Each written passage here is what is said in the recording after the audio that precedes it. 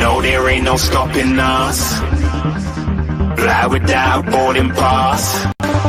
Couldn't catch me, I be moving fast. Call me a shooting star. Let 'em know who you are. Flying up in a bar. Wish on a star. Time to show 'em who's in charge. Call me a shooting star.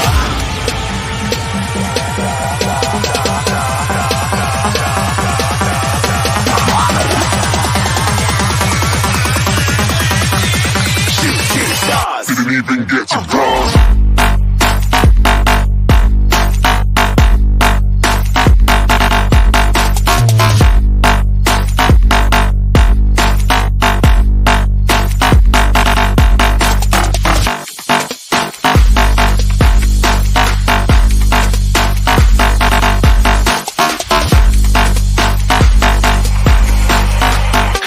I'm moving too far. Get to glass.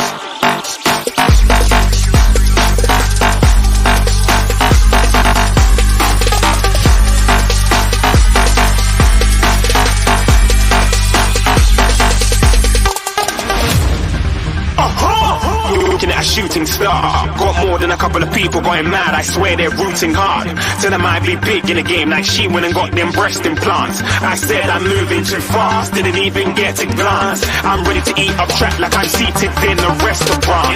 If you had swag like mine, you know it's best to flaunt. We aren't hating because you aren't. Shining like it's neon. Rock like Kings of Leon. Shooting stars across the galaxy. I stand out, so don't be mad at me. Infiltrate, I'm with my strategy. When I turn up, then I just have to leave. Shooting stars across the galaxy. I stand out, so don't be mad at me. Infiltrate, I'm with my strategy. When I turn up, then I just have to leave. Yeah, shoot, yeah, shoot, yeah, shooting, yeah, shooting, shot.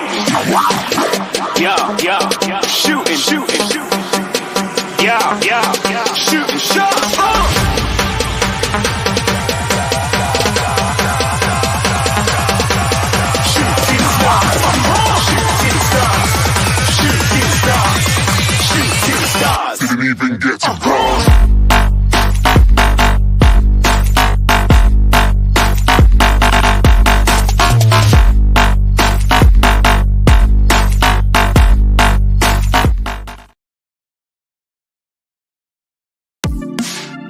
The first game we look for, Robbie. Tottenham away. When we got Tottenham away?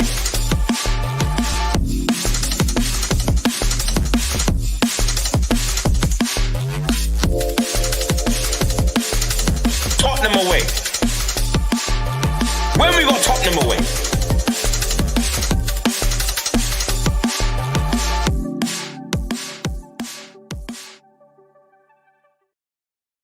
Hello everyone, welcome to Tottenham Away. It's the late night show. Spurs have lost 3-2 at home to Arsenal. It's all roads leading to the league title for Arsenal. We are praying City do something. I've got a massive panel tonight. We've got a massive panel tonight. There's a lot of people that want to speak on this. But before I bring them all in and let everyone have their say, smash a like, subscribe, follow the channel. And I just want to remind you of what I said walking out of St. James's Park. They'll always let you down. And a reminder of what our chairman said to us at the start of this season. Simple, we've got our Tottenham back. That's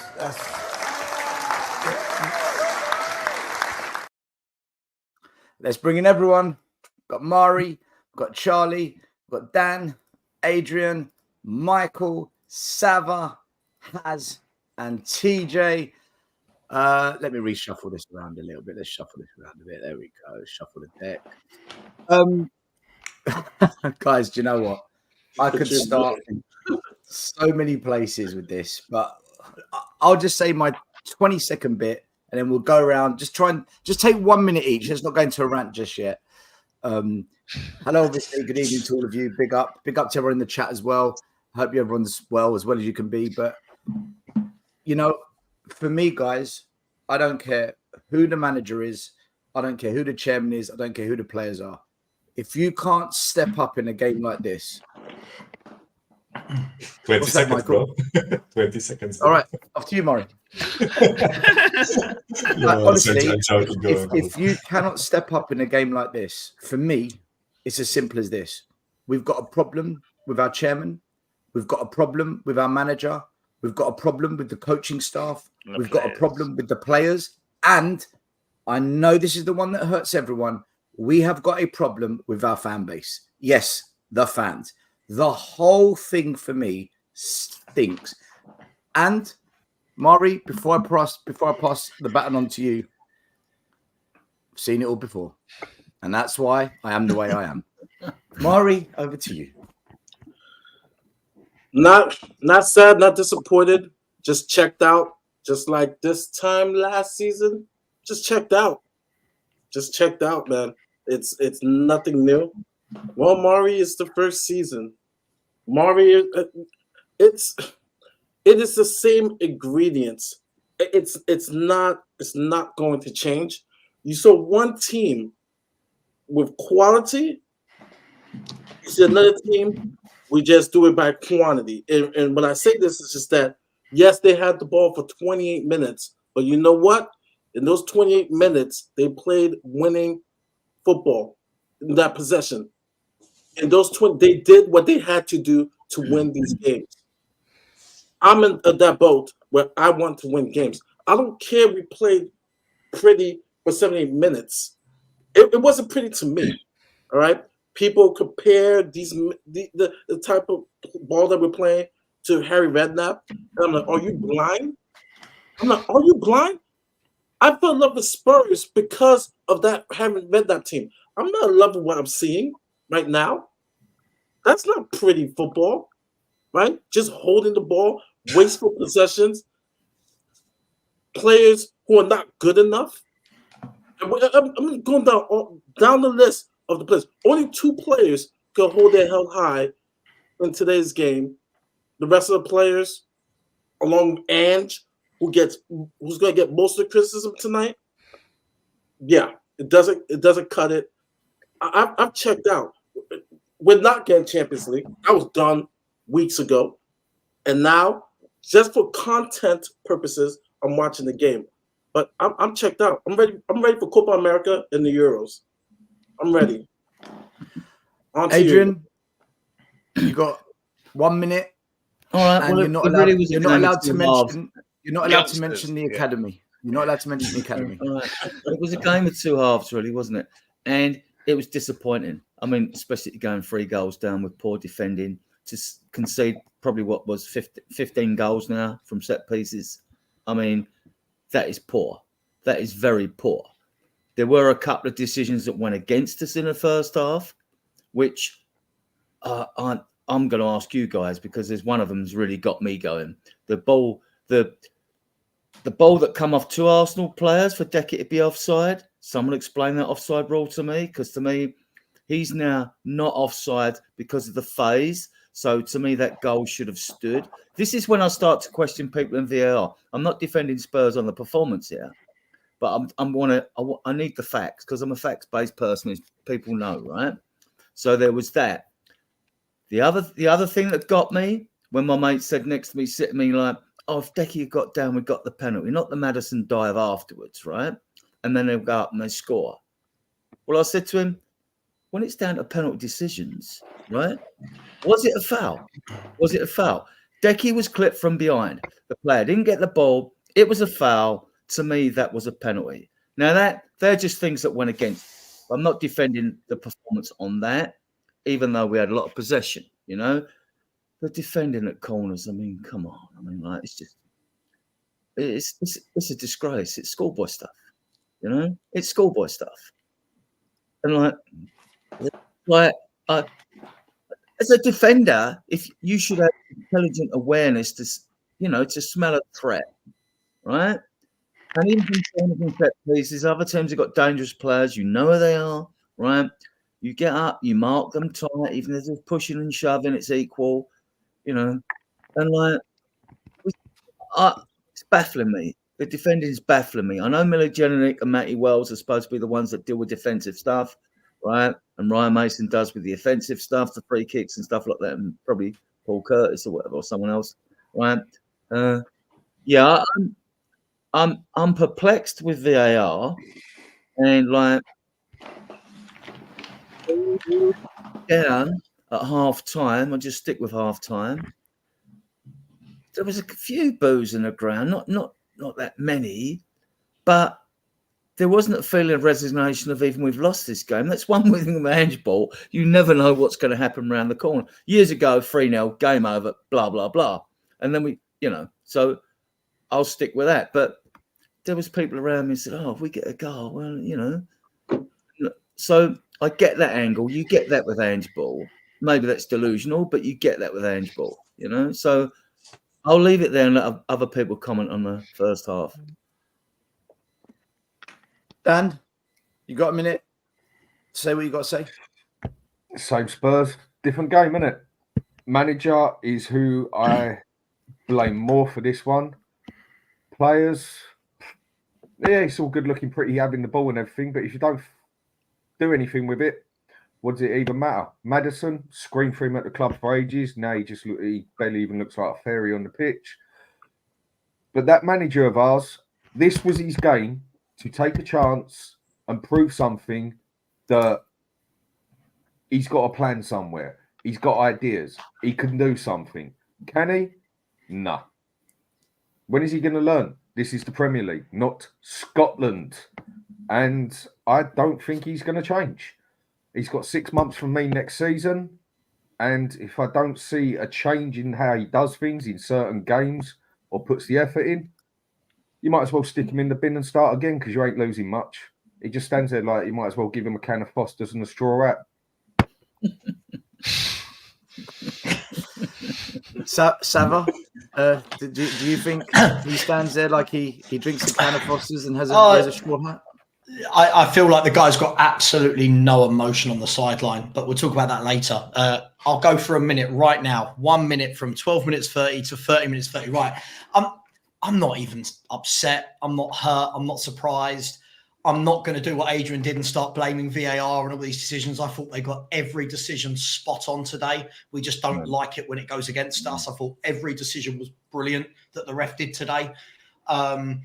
Look, at the end of the day, first of all, can we please as a fan base stop saying Ange ball? It's cringy. It's really cringy. Ange ball is, I don't know what it is. Can we please stop saying that we play an exciting brand of football? We don't. We have no control or sustained patterns to our style of play at all. It is all reactionary. And you know what? As soon as we scored that second goal on social media, all I see, all the comments that are being sent to me is, we were brave. And look how we fought back. At 3-0, Arsenal didn't need to do anything. Arsenal had the game wrapped up at 3-0. They had no need to come out and attack us. They had no need. Arsenal beat us today without getting out of first gear. We've got the manager that suits the ambition of the football club. 100%. And we've bought players that suit the ambition of the football club. When you line up with Werner, when you are bringing on Brennan Johnson, who's one of the worst footballers I've ever seen in a Spurs shirt, when you've got Ben Davies still at the club since 2014, when you're starting Højbjerg, look, I'm not surprised, but still, I messaged you last night. Mari's in that group as well. I said we'll be 3-0 down by half time, did I not? Yep. And everyone called me negative, and we were 3-0 down by half time. This is so predictable. Guys, there's 500 odd in the chat, 550 watching live. Smash a like, subscribe. Make sure you follow Adrian's channel. Make sure you follow Hotspur Hood. Make sure you follow Charlie Spurs in 17, Has Spur, and Spurs Talks. Make sure you show your love to everyone on the show. Michael, you got a minute? And by the way, Michael, when you say your thing, I just want to ask you. In fact, no. Say your thing. I'll do the questions after. Okay. No. Say what you think. Say what you think. I was jumping the gun. I jumped ahead there. No worries, mate. No worries. As much as it's really hard for me to assess this game because plenty of people will bring up the like possession stats, XG, shots, big chances missed, right? But let's be honest, the only reason this game looked this way is because we conceded 3 goals like absolute bottle jobs in the first half, right? That's the way I see it, right? I don't know who is responsible for defensive set pieces at this club, but he should be sacked in the tunnel. Ryan Mason. I don't care. Let's run it again. It's our mojo, right? To sack people in the tunnel at halftime, right? So let's do it again. I don't mind. Like how do we concede 2 goals from 2 first corners in the game? Literally 2 first corners that they had, and we concede 2 goals. I know one of them was unlucky with Højbjerg, right? But listen, it's honestly baffling for me. I honestly wanted to smash up everything around me after 45 minutes and do not like sugarcoat it with the second half performance. Yes, we fought back. Yes, some players showed balls, which I can respect, right? But where was the leadership today? Where was our captain? Where was our vice captain? Maddison, right? Romero, I can give it to him. I think Romero showed balls today. He showed the urgency. He showed that he was absolutely not having it, right? I know defensively he's the center back. Defensively on set pieces, he should do his job better, right? But I said it to you guys before we started the show. How much does it say about our front line that our 2 center backs were the most dangerous people today? Attacking wise, right? You cannot write it, and that's why I say I have issues with this game. Listen, maybe if Van de Ven goal stood, the game would be different. Maybe if we got the penalty for Kulusevski incident, maybe the game would be different. But it's all maybes. Unfortunately, the fact is that we, as I said, conceded 3 goals in the first half to our biggest rivals, like absolute bottle jobs after getting slapped 4-0 2 weeks ago. How I honestly can't stand the way we approach this game. It's shambolic for me, the way that we played in the first half. And second half, listen, they can try to come back all they want. Going 3-0 down against the best defense in Europe, good fucking luck, right? Let me bring in Charlie very quickly. We've got a super chat from a user. Thank you very much. He says, Gianni, Vio, Ryan Mason, far away as possible. These are the set piece coaches. I don't think many Spurs fans, if they're honest, would disagree. Charlie no longer works for us, by the way. Gianni Vio got fired. Yeah, first who's first. Yeah, he ran the content. We are actually competent on set pieces. First things first. Why the worst decision that I've seen this season is sacking that Viajani. We were improving so much on set pieces, and this season it's just been a downhill spiral. We've conceded so many goals in corners the last couple of games. It's crazy. We're a top 6 side, and we shouldn't be doing this. This is mid-table stuff. This is bottom half stuff. I'm completely done with this. We should not be scared every corner because corners shouldn't go in that easily. This is not. We're not Sheffield United. We're not bloody Burnley. Same as second today. This first half we were diving. We were not showing what we could do, and we have all this possession, but we're not doing anything with the possession. We're not scoring. We're not doing all this stuff. We're not shooting on goal. We're just having it. We're just having a lot of possession. And yes, woohoo, we've got a lot of possession, but we've done nothing with it. I know we've scored 2 goals. One was a penalty and one was a giveaway by David Raya. It was not like we played amazing football the whole time. We were just we're not clinical. We're not clinical. Son as a striker doesn't work out. He had a one-on-one with the goalie. All of these things. We need a striker. We need a 6. This team is not working. And if we want to get far next season, I'm scared because with this team, it's not going to work out. I know it was very positive before the game, but seeing this game now, I'm not happy. I think anyone's happy, Charlie, after watching that, unless you're deluded, which there are quite a few fans who are deluded. But guys, we're winning at life, of course. We're winning at life. Don't forget. I'll try and keep it a minute. But first of all, I predicted us to lose 3-1, so I can't say I'm surprised with the result. Some people argue it's a bit better because it was 3-2. But I just think it was very predictable how it was going to happen. And I think what worries me the most about Spurs right now is actually Ange more than anything else. Okay, you could argue the strikers and the strike force isn't good enough, but I could argue back and say even with these better attackers, we're still going to concede the same sorts of goals because, and I hate to use the comparison because he was on the other side today, But Arteta's been in management for 3-4 seasons at Arsenal. I've seen him adapt way more times than Ange has, who's been he's 56 now or something. I don't know. 51, I think. He's 51. But But he's a lot older than he's been a lot. Me as a management than Arteta. Ange is 51. I thought he's 56. No, I think she's probably 56. I was going to say he looks like he's 65. He's 58. He's nearly 59. Close. All right. Sorry. Yeah. With the football he's playing, he looks 50, 65, bruv. Big man thing, man. But he's been in more years of management than Arteta, right? And I see Arteta doing like low block away to City. I've seen him do different things here. But I think today was just, we made it easy for them. I just think they just watched the Newcastle game and said, we all know how Spurs are going to play. Let's just leave Saka up there with Davies because we know he's going to just put in Davies because he doesn't change his formation. Let him cook Davies, which he did and scored the goal. We're the best on set pieces. Spurs clearly, by Ange's post-match comments, don't work on anything because he said set pieces are basically not important. I don't know if you've seen his post-match comments. Well, I've got it here. I've got the quote here. I've got the quote here. I've got the quote here. He said, when questioned about defending at set pieces being poor, he said, fixing defending at set pieces is not his priority. It is a bigger, broader picture than that. He said, I thought our defending at set pieces was very poor, though. So he's almost. Still, I hate to say this, it's like I'm watching an amateur. It's like I'm watching an amateur manager. That's how I feel. That's what he said. It's like I'm watching an amateur manager manage the Spurs. Like, this is really shocking, honestly. And I think the first 10 games, he basically got away with it because no one really expected what tactics we were going to do. But now teams just sussed us out after Chelsea. I think that it's been curtains for him since then. He's not learning. You see, I'm reason Arteta in his comparison because Arteta's been in management for 3-4 seasons. I've seen this guy learning every year because I've seen him mature as a manager. But Ange has been in management for 20 years or God knows how long. I don't know. A lot longer than Arteta. I see this guy doing the same thing every week. Why do you think this is his first big job? Oh, sugar, I forgot. Japan, Australia and Scotland were massive leagues. I forgot. Sorry. Let me bring TJ in. Connor, Dietrich, over for now. Okay. And Ryan in the back. I can only bring you in once people leave later on in the show because 9's going to be the maximum I'm going to have. Otherwise, it's the format just goes out of sync. But TJ,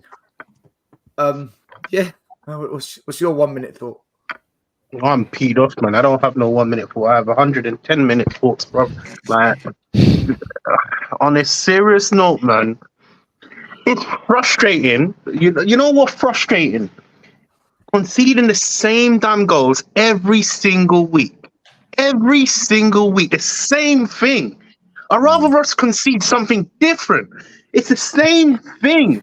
I didn't watch the second half. After the 3 goals went in, I turned that shit off. And you know, I rejected a girl with it, yeah? I was meant to see a girl. I said, let me watch Tottenham. I wish I saw the girl, bruv. I wish I saw the girl. I would have made babies and I would have had a future. This shit is not my future. It's not my future. How can you watch this and think it's the North London derby? Smell the coffee beans, bruv. It's more than just passion, man. It's. You know what? The worst thing is as well, yeah. You got Ange coming out with quotes like, "Set pieces are not his thing." Man, how many goals have we scored from set piece? When the ball's in the air, I'm physically scared. Sometimes I want to jump through the TV to help them out, bruv. There's something wrong with these people, bruv. There's something wrong with. Sorry, man. Look, man, it's just. I think because it's Arsenal, I think I'm more heated. I've been pissed off in it the whole day, man. Since I saw that 3 goals go in, I was like, bitch. Speaking about Spurs and coming to me to have my honest opinion, man. I think we should just rip the whole thing up. It starts from the top, because if the top is not providing the players, the correct players in place, you wouldn't have to deal with donkeys. Cool. We'll go deeper into it later on. TJ, listen to me. Take a deep breath, right? Because in through the nose, out through the mouth. Therapy. We got. No, hear me out. We've got the next game to correct it. Okay, it's Chelsea away. It's all going to be fine. Another 3 goals. It's all going to be fine. Look, guys. I'll tell you where I want to start this. I do want to go through the game itself. I do want to do it bit by bit. But before we go into this game per se, does anyone here believe that if we spent 250 million this summer and we bought 4 or 5 quality players, like we signed quality over quantity, gave it to this manager that he could genuinely push on, or do we feel, do you know what, you're out your depth, man? Like this is the wrong appointment for the 17th time in 24 years. Does anyone think no? No. Hold on. He got out coached by Eddie Howe last game. He got out coached by Eddie Howe. So Eddie Howe's had 2 seasons, and that's what I'm saying, Mike. But he's had 2 seasons, and he's had 2 big transfer windows. So I'm just asking if he was given, let's say, a proper striker, if he was given a proper number 6, and if he was given a wide player that is of a level of, I'm not going to say Foden, but okay. So I'll say this: the level below. Yeah. Does that change what we see? Because Murray, the only reason I'm asking, the only reason I'm asking this question, hear me out. The only reason I'm asking this question, I wasn't wowed by Arsenal today. I think they're a great team. Don't get me wrong, but today I didn't watch that and think, wow, I'm super impressed. And Spurs, with a bit more flair on the pitch, could have got something from this game, no doubt. Does that mean Arsenal didn't have gears to go up? They probably did. But with a bit more flair, with the way we had all that possession and the way we had more shots, could he push us on? Is this down to play recruitment as much as the manager, or is it no? This manager is just out of I'll take it from what Brandon said.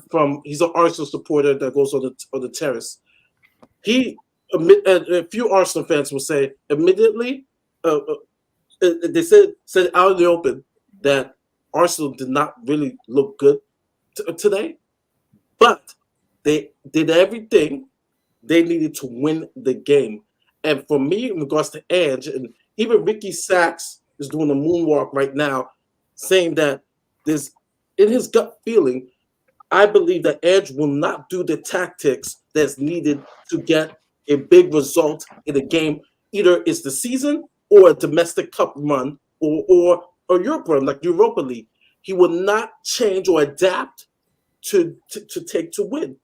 And all of us here, we want to see this team win trophies, right? That's the ultimate goal. I could care less of qualifying for the top 4. That's old, right?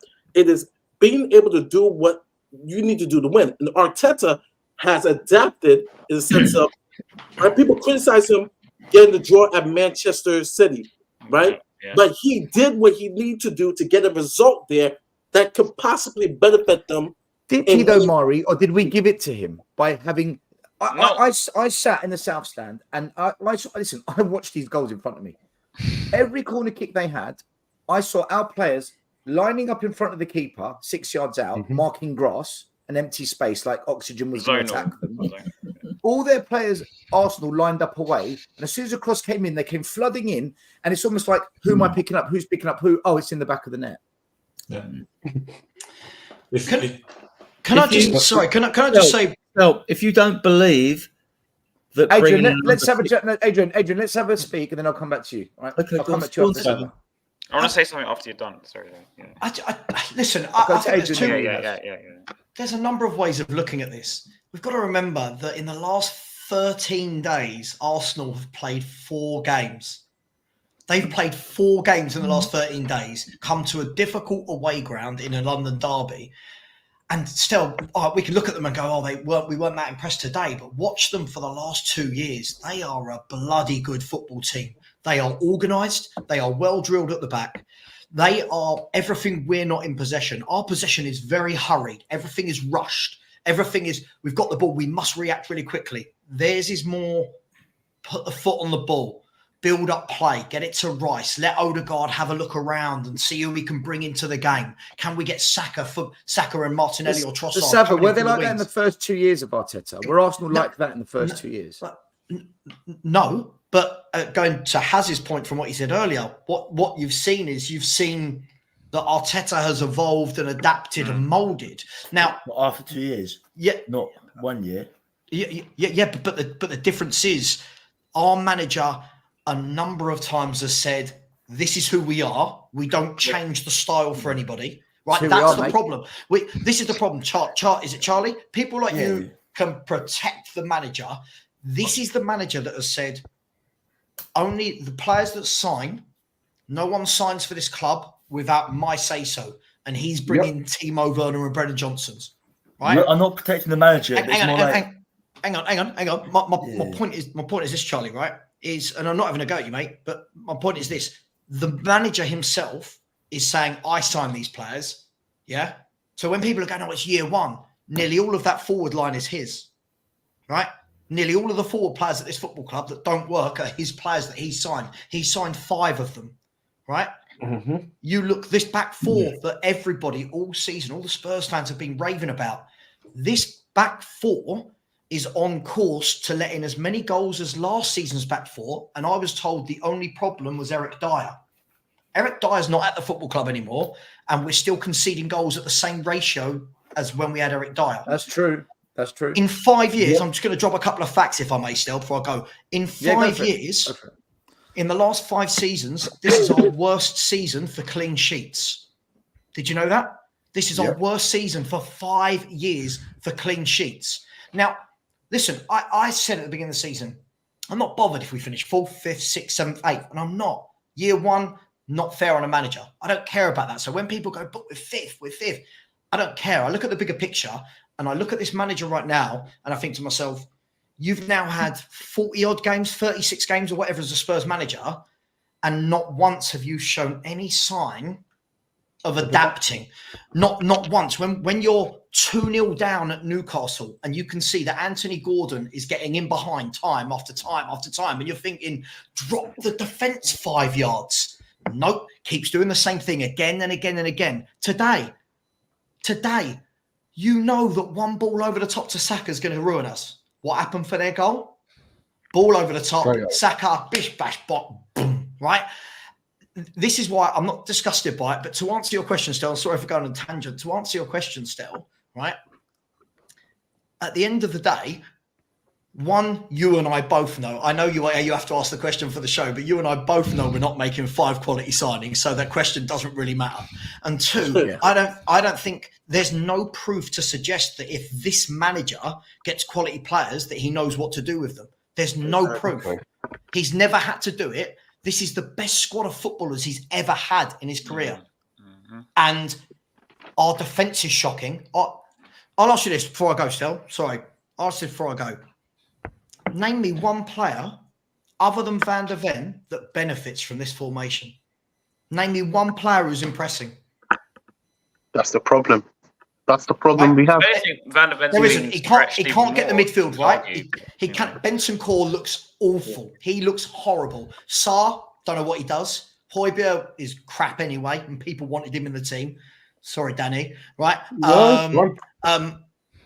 Basuma, what does he do? Yeah, Porro and Udogie. I keep hearing best right back and left back this season in the league. We've conceded double the amount of goals of Arsenal. Like, what are we doing? Like, I feel like we're going through this perpetual cycle, buy crap players, get crap results, and then keep going. But don't worry, next year will be better. Problem is, you know what has to change, but will that ever change? Of course, TJ. Yeah, but look. Let me bring in Adrian. Dan, 1 minute. Let me bring in Adrian. Wait, because I did say Adrian next. Let me bring in Adrian. Go on, Adrian. You asked a question about bringing quality players. Can Ange make us better with them? Well, if you believe he don't, you sack him. And then we go through the manager, mill again, grinder again. And we go through another manager. Or you give him time. This is his first season, right? I'm prepared to give him all the next season. I'm not being delusional because I think he'll need it. And he'll need a good transfer window. And this summer transfer window is going to be very revealing and telling. But don't we say that every year, Adrian? Sorry, just to answer that question. Yeah, we do. I feel like for 24 years, I've heard this summer will tell us everything we need to know. No, I agree what you're saying. But more importantly, this year, we got this new manager in. He's sort of united the fan base. We've got this renewed hope, all right, we had a poor result today, right? We've got this sort of renewed hope. And are we going to back him? And does the board believe in him? Because that's the difference with Arteta. They believed in him at Arsenal. He's in his 4th, 5th year there, isn't he? Right? They believed in him and they backed him. The Cronkies backed him, right? So now we need to see. Poch wasn't backed. 518 days without a player, right? So so are the bold now? Why we've got a window of opportunity? Adrian, there's one problem with what you're saying though, and it's this: Go on. we're not in a position where we can spend 100 million on a player, and I don't think we ever I will don't be. believe Our that, so- competitors. Wait, our competitors are. Well, then he's a liar. He's No. a big liar, man. No, Well, he's the Massive yes man. liar. Hold on, Is hold he on, the yes guys. man or a Hold on, liar? hold on. No, Is I'm he gonna the Hold one- on, hold on here. guys. Just Let a Adrian second, right? finish. I just wanted to bring that up as a Right. counter because Ange has Well, come out and spoken about Listen, superstars. we and it know, kind of we know. I mean, you listen to rattled the fan managers' base a press bit. conferences for all clubs. Most of them are crap. You might as well turn them off because they're BS, right? What they say in public, always defending the team when you played shit. Oh, I thought we played well and all this. We all know this. This is absolute bullshit, isn't it? Right? It's crap, right? In private, we don't know. We'll know in private after the summer transfer window because these will be Ange's signings. Whether he goes for players I don't want, like Conor Gallagher, or whether he wants to sign Tina Werner, which I don't want, because he's not a fifth. Guys out there, he's not a 15, 16, 17 million pound signing, right? He's not. And the reason he's not a next signing is because you give him a 4-year contract on his wages of 165 grand a week. That's 34 mil. So now you're talking about outlaying 50 mil on a player who's, not, in my opinion, is not good enough because he can't finish. If he could score goals, I'll take him tomorrow. Yeah, but if Ange wants him, it doesn't matter what we think. Well, exactly. I mean, you've got to let the manager manage, haven't you? No matter what the fan base thinks. I mean, if he did bloody manage, Adrian, it'd be all right, wouldn't it? But he don't manage. And he lives and dies on the sword, doesn't he? That's him. He lives and dies on the sword, right? On the fact that we know now that definitely from from the summer and the next January window, right, that signings we bring in, and he should be given next year because it's only year 2. And then if it don't happen, then, it might be goodbye. I'm rebuttal what you're saying when you finish. Fair enough. Again, I don't care. The way he plays, yeah, the way I personally see this, personal opinion, I've always loved my Italian football, and I would say the best defence I've personally ever seen was Paolo Maldini, Yapstam, Nesta, Cafu. Yeah? Go stick that lot in here. We're still conceding 40, 50 goals a season. Tell you what, go get Messi, go get Ronaldo up there as well, and then go bring back Pele from the past. Yeah, we'll win a few more games, but I bet you we're still conceding 50 goals. This manager has not got a Scooby-Doo. He is out of his bloody depth. He has not done one single thing, not one, to prove to me that he's actually got ideas for the future, yeah? Now, okay, we give him 6 months. I'm still willing to do it, but he's done nothing to prove it yet. That's it. I thought he'd learnt his lesson when we got banged up to 3-0 and he decided to make subs then. I get all that. Then hang on. And then he went 2 games and he actually made good subs that changed the game. And then he goes and does exactly the same mistake again and waits until we're 3-0 down before he does anything. He puts no effort in on the sideline. I'm not saying he's got to be a schizophrenic like Arteta or whatever, but come on, mate, at least put some effort in and start telling your players to pull their act together. Otherwise, Son has to do it for him, and we all know Son's a great captain like that. You could put the best team out there, yeah? Best defence on this planet. We are still going to concede 40, 50 goals. Do you know what? We might as well go and get Peter Schmeichel in bloody goal, and we're still going to concede 40 goals. His formation does not work in the Premiership. The Premiership is too good for It wasn't Ange Ball that lost us the game today, though, was it? Yes, it was. It wasn't. How many goals so have we got? where was Davis? Where was Davis? He was in the middle. We conceded from 2 corners. That's not Ange Ball. That's just Paul. The second goal was Saka, though. What was Davis? How open was Saka? Adrian, when we hold on 1 second, guys. 1 second, 1 minute. Adrian, 1 minute. Adrian, one minute. When we say Ange Ball, what do we mean by this? Because at the start of the show, Sava said Ange Ball's a myth. I don't even know what it is. So when you say Ange Ball, what does that mean? So we can understand, because I think we might, as fans, might all have a different idea of what we think Ange Ball is. Playing inverted fullbacks, isn't it? Wide wingers, basically. Well, didn't the high line then cost us the goal when the ball went over the top of Davies? Hold on. Yeah, but Sava disagrees with me, which is fair enough. on the No, fact no, that I thought I'm we asking you a question because you we know, should- hold on, Adrian. You asked a question. One minute, you asked No, a no. question. Ange Ball didn't cost us the game, but I'm saying if Ange we Ball should have sees a had a high free line, kick. In my fault, well, hang about. I mean, like, I think we should have been given a free kick before that even evolved into okay, a goal. but we weren't. So now we're exposed We to the weren't. high line if we lose Right. possession. So, And so they that was caught us. one, yeah. And Davis was turned inside out, right, for the goal, right? Fair Why enough. was he in the middle of the pitch? Yeah, but Because that's he's playing Ange Ball. inverted That is wing Ange back. Ball, though, isn't it? That is Ange Ball right there. And how many times do we concede them type We of left goals? Emerson one-on-one This is the with problem. Pedro Neto. It happens week in, week out. Was it a month ago? We left him one-on-one with Neto, and then Van der Ven one-on-one with Isak 2 weeks ago. Yeah. I think What are you I think expecting to TJ happen? I think I don't TJ hit the understand. nail on the head. I Yeah. think TJ hit the nail on the head when he said we concede the same Right, type okay, of let's put goal it this way, right? every week. When we say we've got good defenders in Van der Ven, right, and Romero, right, and Udogie, you know, and Porro, whether you agree with that, Who agree all with that play or not, strikers fair in enough, our I get team. They're all that, right? strikers. And with other teams, when we class other teams as having good defenders, why do we class them as good defenders? Because basically they know how to defend, although that's like a truism in saying that, right? So why is Problem it? is, Adrian. No. When we blame the manager on this, right? Okay, fair enough, right? You cannot blame the manager for the team conceding the goal at a corner. He's not on the pitch. You No, can you definitely. can't. They must be taught something in training. And It's zonal marking. It's zonal marking. So where's the intelligent awareness? Adrian, of these defenders? Adrian, Where is it? Adrian, 1 minute. Right. I want to come to Michael because he's been putting his hand up. I just want to say one thing, then I'll go to Michael. For me, if I know your team zonal marks, because I watch you every week, I've done all the video analysis before I play you. I know you zonal mark. I know now how to attack you, right? And that's what Arsenal did today. They had the same pattern set up every corner. Why? They've watched us. Michael, let me come to you. You wanted to say something? Yeah. So, you know, what pisses me off the most with our approach is the fact that we do not, under any circumstance, adapt to our opponent, which is absolutely bloody awful to me. I don't even mind playing with two inverted fullbacks, right? Because like with let me like follow this up, right? When we play against, like, let's say 10 out of the 20 teams in the Premiership, right?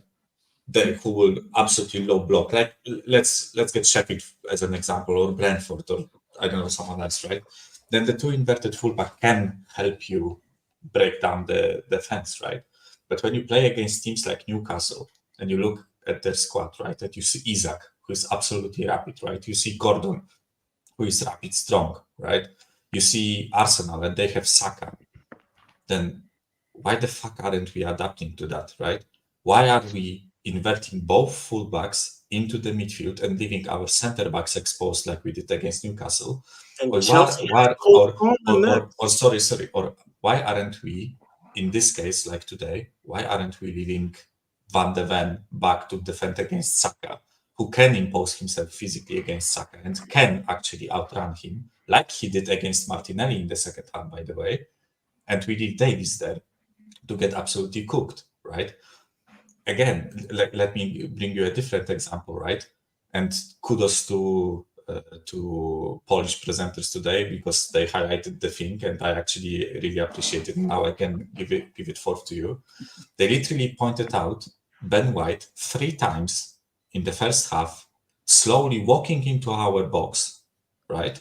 Walking directly to Vicario and marking him out of the corners with the whole shoving, and all the just that Everton did to us, right? Why does it take 2 goals to be considered by us for someone to fucking react to that, right? Why aren't we watching the tape? Because ironically, those same presenters showed different previous games of Arsenal when Ben White did exactly the same thing, right, to the opposition keeper. Why aren't we adapting? Why aren't we watching the tape of the opposition team and looking at that and thinking, that fucker might do it again, right? He might. Because we're a one-trick pony. Again. Yeah. Sorry, I just need to make that statement. It's because we're a one-trick pony. He only knows how to play one way, and for me, it's naive. It's naive at its best. If you see something happening over and over and over again, change it. change it. So I don't know about how you guys view football. I see it for the way it is, and I don't have the tactical knowledge because I don't have my coaching badges, but I can see when there's a mistake, and it keeps happening. The same goals keep happening. There's clearly a problem with this manager. He's concussed. He is. Generally, he is. TJ, I think he's delusional do you think personally. both But anyway, our fullbacks inverted today? Because I didn't. Right, Adrian, why did Davis get caught where he was in the middle of the pitch, nearly in the middle of the pitch? Because he was playing as an inverted wing back. Same reason why we get caught every fucking game down both the bloody flanks, because they're both inverted at the same time.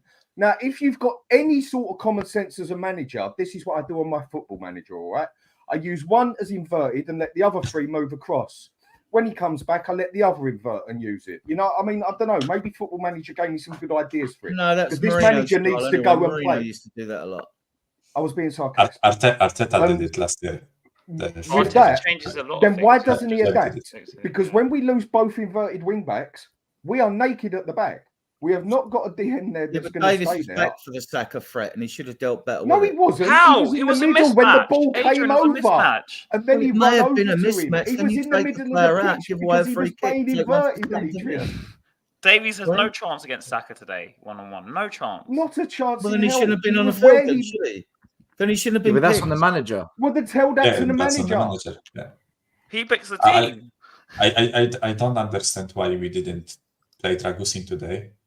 I think Like a back listen, five, because that's also what pissed me off today was and I know Bentancur wasn't great, but Højbjerg was even fucking worse in my opinion. I know some may disagree with me. I am okay with that, right? That's my own personal opinion. But I think this manager has really strict descriptions of players. Let's say Udogi is out, then Ben Davies comes in because he is the sub left back, right? He didn't think to adapt and put Van de Ven as a left back or Dragusin as left back or even Royal, right? Or someone else. I think we are too strict. I think Bentancur, let's say, was not performing up to standard. So I'm swapping Bentancur for Sarri instead of moving someone else around. It's not basically for me, it's not really based on performances, it's rather based on the schemes. I think he's really rigid, and maybe the one-trick pony thing is really good. I also one thing I have to mention, right? How many fucking stinkers Maddison has to do in a row for him to be dropped and Lo Celso to be played? I don't understand. I know Lo Celso is not the answer. Madison. I know Lo Celso is not the answer. I know Lo Celso. Yeah, but can I just say just quickly on Maddison, Mikhail, just quickly on Maddison. Listen, I don't listen. By the way, I don't think any of them have played well lately, other than Van de Ven, apart from the Newcastle game. I think they've all had stinkers, and hence why we've lost 3 of our last 6, and we've let in goals for fun. But James Maddison, for me, whenever I used to watch him play before, he always had 2 wingers as an outlet. He always had 2 out balls, proper wingers who spread the play, wanted the ball, and would come in for him, then go out for him and make runs. He also always had a centre forward that was making runs and that he could play off of.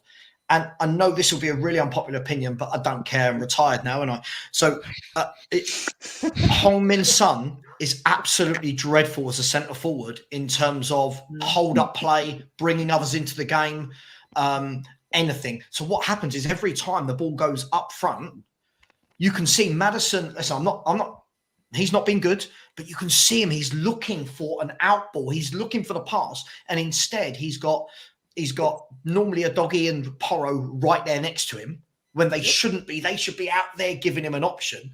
You've got Son who's dropped back in there. He wants the ball in there as well. You've got either Sarr or Basuma that have come. And as a number 10, number 10s want that space. They want to receive that ball in that area, have players making runs. Ange's formation means that everybody comes into this bit of the pitch. Everybody inverts into this bit of the pitch. Werner does it. Kulu does it. So for me, I think if James Maddison plays in a traditional 4-2-3-1, whatever formation you want to call it, but with actual wide men and an actual centre forward that wants to be a centre forward, I think we actually get a bit more with James Maddison. At the moment, I'm seeing him receive the ball, and he's having to do. I don't know if anyone knows somebody. Whoever I was watching the game today with somebody, And they said to me, have you noticed Maddison in the last 2 months has started to come back and do what Harry Kane had to do? Yeah. He's coming deeper and deeper and deeper to get the ball because no one can find him in. So let me add to I'm not that. taking blame away from him, Mari. I'm not. He's not been good. Sorry, but, I was going to make a comment. But again, this formation doesn't suit the fullbacks. It doesn't suit the centre halves. It doesn't suit the centre mids. It doesn't suit Son. I don't think it suits any of them. I agree with you, Simon. And just to add on to that, because I said this on Dan's show, and I know everybody's like, I'm always fair about Romero, right? In the Newcastle game, Maddison, Son, and Romero are the captains. And I said for this game, Brandon, I predicted us to lose, but I want to see the team fight. Today, I saw Romero play center back, the 6, the 8, and he was center forward today. Even with he's playing center forward, he flicks a header to Richarlison. Richarlison was offside. Today, he's progressively, because he's one of the best progressive passers, center backs. He's doing every position possible. And this season, he is playing Basuma's role, who's supposed to be the 6, right, in Ange's system. And I'm just like, what? Where's everybody else? Where's everybody else? So today, right, and everybody knows I'm the biggest Kulu hater. I'll give Kulu his props. Kulu played well. I still want him gone. He had a good game. I thought he had a good game. I agree. Him and Romero, best players. Romero he was off the charts. Even the Arsenal fans were like, "Yo, Romero was like hit the post in the first." Werner wouldn't have scored that goal. He did it out of the bar. Can I just make one point? Isn't that worrying? Isn't that worrying that? Listen, that's a problem. He's passionate, but why was Romero everywhere? Like, no, everyone seems to be playing wherever they want to play, and other teams pick us off. And if it wasn't for VDV's pace, how many times that counter-attack was stopped because of VDV's pace? Yeah, it's suicidal. And I agree with you. That shouldn't be the case. Other point. Yeah, that should be the case where Romero is playing center forward, playing the 6, playing the 8. Right? It shouldn't be the no structure, man. So no discipline. Being atrocious. Is Basuma not really? People say, yeah, he played a little bit better today. I didn't see it. I still think Basuma's lost since the first 10 games. He has been just a lost child who doesn't really care. He doesn't really care. Saw he's young, up and down, whatsoever. This team is not good enough. It's not good enough. We need more quality, along with the tactics. If Ange is not going to adapt, I'm sorry, by December, he's going to be gone. And when you have shows like Last Word of Spurs, Ricky Sachs even backtracking like, yo, this might not work out. Ange, I saw that earlier, Mari. You won't last till December. Can I make one other point quick? Just Mari, one point. this is why I blame the fans. Dan, this is why I blame the fans, okay? Because it's all good and well when it suits the Last Word on Spurs and the Cowlins and the Flavs and the other YouTubers and the podcasters and our fan base on social media. It's all right for them to go in front of Sky Sports and say, Timo Werner, good signing, good bit of business, low risk, no brainer, only 15 million. And then for the fan base to all pile in on it, yay. Then Alistair Gold puts out a tweet. Have you seen Timo Werner's stats, but ignores all the shooting stats, completely ignores the goal metrics, and then all the fan base like, heart, retweet, reshare. And then this channel and one or two others says, hold on a minute. No. This is us every Friday. But you're poison, you're toxic. So Mari, you know, it'd be nice. It'd be nice, right?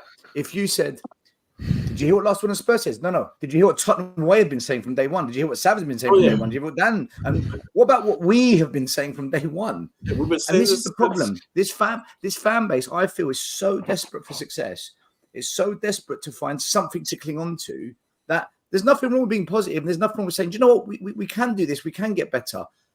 But at the same time, you can't praise the Brennan Johnsons, the Timos, You can't make out that Ben Davies is a steady Eddie. He does a good job when he comes in. Does he? Does he really? You know, and this is the problem we've got. I think as a fan base, we are deluded. We think we're up there when we're not. We're not down there. We're not down there in the shit. But we're not Man City. We're not Arsenal. Still, how many YouTubers you seen this week? I believe give their votes to 11. Can I put one Spurs quick and point Arsenal across? combined. Oh God, Brother, I have one brother. Listen, I have someone in the Spurs community. I'm not going to call him out. That says Werner is better than most of the Arsenal team on that pitch. This is what we're dealing with, bro. This is what we're dealing with. One other point quick I want to make here, yeah? And this is going to hurt some people. I could not give a monkeys, mate. Son is now proving he's a good player. But Son is now proving that for his whole career, he's been a patchy player, a patchy goal scorer. He's never been world-class, never will be world-class. And I don't really care who gets the ump with that. He's a good player. He's done well for us, but he is now proving when you looked at him and 15 games and there was 9 goals there. Example, just an average season. Yeah. Yeah, but Dan, you're being a bit disingenuous there, right? He's got 15 this season.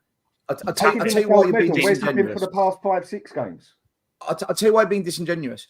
Because the club was founded in 1882. And over 140 years, he's a 5th top scorer. So I think he deserves a bit more credit. But still, he's also been here for like a really long time. He's also been here a very long time. Yeah. The world class argument is fair. But it almost sounds like you're kind of just saying, you know, who is he? He's not all that. He's been a good player for us. Maybe Dan said he was a good player, just not world class. But he's a patchy player, and he always has been. He scores in patches. He never scores consistently. He never did. He'll score consistently for, say, 6, 7, maybe even 8 games. But then he'll go 5 games and he literally goes missing on the goal list. And then he'll score another 3 or 4 games. And then he'll go missing again. As all I'm saying is he's a patchy player. And it is now he's not Harry Kane. He's not Harry Kane. No, of course not. But people speak of him. Well, he's world class. Switching to Romero had a very good game today, right? And I like the player. I think he's quality, right? And I said to you, Dan, 2 seasons ago, but we didn't have Dragusin, we didn't have VDV. I said, this kid could play as a number 6 for us. He gets up the field. You may disagree, Sava, that's fair enough, right? He gets set off. If you had Dragusin and VDV behind him, no. I believe it. Everyone can disagree with me. That's fair enough. But I mean, I believe he could play as a number 6. As an opposing number 10 trying to play through the lines, you ain't going to want to come up against Romero. Plus, it's left. Why not? Why would you not want to come up against him? Because he's aggressive. He strikes fear into opponents, I believe. 2 different things. See, because he's aggressive, if I was a top attacking midfielder playing in that position, I'd just wind him up, let him kick me, and get him sent off. He didn't get a booking today. He did 15 games. Right? Sure. But to sit and play, I don't get this. To sit and play in that number 6 role, is this what we've come to? Sit, Savile. What is your definition of a number 6? Okay, I don't care whether they sit. I don't care whether they have to get about the pitch. To play in that role, you've got to have all the qualities. You've got to know that position. You've got to be well versed with it. We're talking about Arsenal with a Declan Rice in there who is superb. Man City have Rodri, and we want to chuck Romero in there. And I agree. They're both great players. It's just a bit. How many? I think everyone would struggle to name 10 number 6s out there in that mould. He's been forced to do. They're not out there. They're out there if you scout. No, they're out there if you believe scout. He could sit in front of. Well, we don't know how good Dragusin is at the moment. Like, he's another working. Well, what about Paulinho at Fulham, Adrian? Well, yep. All day. That's a proper holding midfielder. He did a number on us when we went there. He did a number on us. I was going to reshape the side. I would like Edison from Atalanta myself personally, but so they do exist. So the he's players having do a good exist. season, and that's it. No, because it depends what. Look, everyone's perception of what 6 and 8 or a 10 is different, right? It's different. They'll give you different answers to that question. What is a 10? Is he a player who plays alongside a striker? Does he play a withdrawn sort of false number 9 like a Bobby Firmino did at Liverpool, play through the lines and feed a couple of wingers? You know, is he a Maddison who plays different to even Eriksen as a 10? different again. So you got 4 types there. What are you Adrian, looking I don't for? think it's that varied. The number 10, from what I know, We want better than was a Højbjerg, playmaker. don't we? We want better than Højbjerg. Oh, playmaker. definitely. He's The number technically not 6. good enough. The number 6, Adrian, is the holder who sits most of the time, and then the number 8 is the box-to-box player who recycles the ball and brings the ball from the first half of the pitch to the other side of the pitch. Has its I know discipline that. as well. But what I'm Discipline. talking about, if we're conceding agree. goals in open play rather than from set pieces, Romero could do that job. I mean, look at him today. He hits the post. He scores a goal that Werner would have missed, right? He's got 5 goals this season for a centre-back. You know, he's having What's a very... that got to do with being a number 6? How many goals he scored? Guys, That isn't the job of a number 6. That hasn't actually. I'm just adding Guys, that. But not under this manager, because like I said, someone said he had one time said that he doesn't really want a real 6 and whatsoever, which I think is a huge problem because, right? Someone in the chat says, well, City and Liverpool play with a high line. Okay, well, let's go to City. City has Rodri protecting the center backs, right? We don't have a real number 6, right? We thought it was Basuma protecting our center backs, and Liverpool they have conceded a lot of shots. They've almost a little bit like us been lucky because they lost their number 6, right? They had Thiago, he's not there anymore, and whatsoever. To play, if you're gonna play the high line like City, right? If that's the gold standard, you better have a Rice, Rodri, Partey, or Busquets, a proper number 6 to protect the center backs.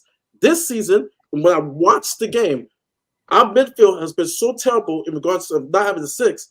I've been saying this, and still can say it. Romero's actually playing 2 positions. He has played center back, and he's playing quasi like the 6 because no one's there to step it up. Where's Basuma? Where is Basuma? Mari, mate. I don't think Ange wants a 6, right? I think he wants to. It's crazy. Which is crazy. We need a 6 to be able to play that high line. I don't see him winning a 6. I think that's why he wants Conor Gallagher, and I hope for Christ's sake we don't get him. But I mean, like, I think he wants 2 8s and a 10. He wants 2 box-to-box, ball-carrying midfielders, and I don't think he wants a 6. So, Adrian, if that's depending on what you, the panel, perception is of a number 6. But Adrian, if that's the case, aren't we just going to keep conceding the same goals and the same openness? That's what's going to frustrate me, man. If he doesn't want to play with the 6, like a traditional 6, like it took this long for him to drop Basuma to play Højbjerg. Yeah. I'm not saying Højbjerg was the answer, by the way, but for him to actually play like a traditional quote-unquote 6 today, it took him this long in the season to play. As I agree, it could mean that, or if you put that much energy into your midfielders and you've got 2 dynamic, energetic midfielders that box to box that can get up and down and run their socks off for 90 minutes, maybe he thinks that's the way to go and you can do away with the number 6 because you've got to have a reason for it. He has to have a logical reason for it. Okay, so leaving I'm only putting an idea out there, but I mean, like, I know you all think, number 6 and 8 and a 10. But Adrian, we're leaving our wings open now, so we're going to leave our centre open now. So it's basically going to be Van der Ven and Romero against 10 other players. If you're going to play this which way. it basically is anyway. Yeah. And that is why you keep seeing Van der Ven go over that way, Romero come over that way, and the ball come over this way, straight in the back of the bloody net. Well, you play a 6 2 8 and drop Madison. You just told me he doesn't want to. Then why doesn't Ange do it? Then if you can see it, I can see it, everyone else on here can see it, but then again, we're not coaches or managers, so we wouldn't have a Scooby-Doo what we're talking about. No, why doesn't he go and bloody do it then? We're just juggling. Can I ask you guys a question? I know. I'm not having a dig at you there. That weren't at you. Yeah, that was elsewhere. Let me ask a question, right? Let me ask a question. So Ange did a good job with the Australian youth. He got Australia their first ever national trophy, the Asia Cup. He did a really good job in Japan. If you look at his history in Japan, it's a magnificent story what he did there. And in Scotland, he was at Celtic. I think it's fair to say most Celtic managers will be successful, but he got a treble, which is pretty good. Is it now a case that he's at a league where you are up against a more sophisticated, a more cultured, a better quality of manager?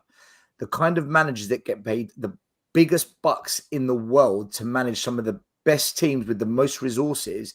and they are more savvier than what you're used to, and they're far more better at knowing how to see what you're doing, move a couple of pieces on the pitch, adapt, and counter what you do.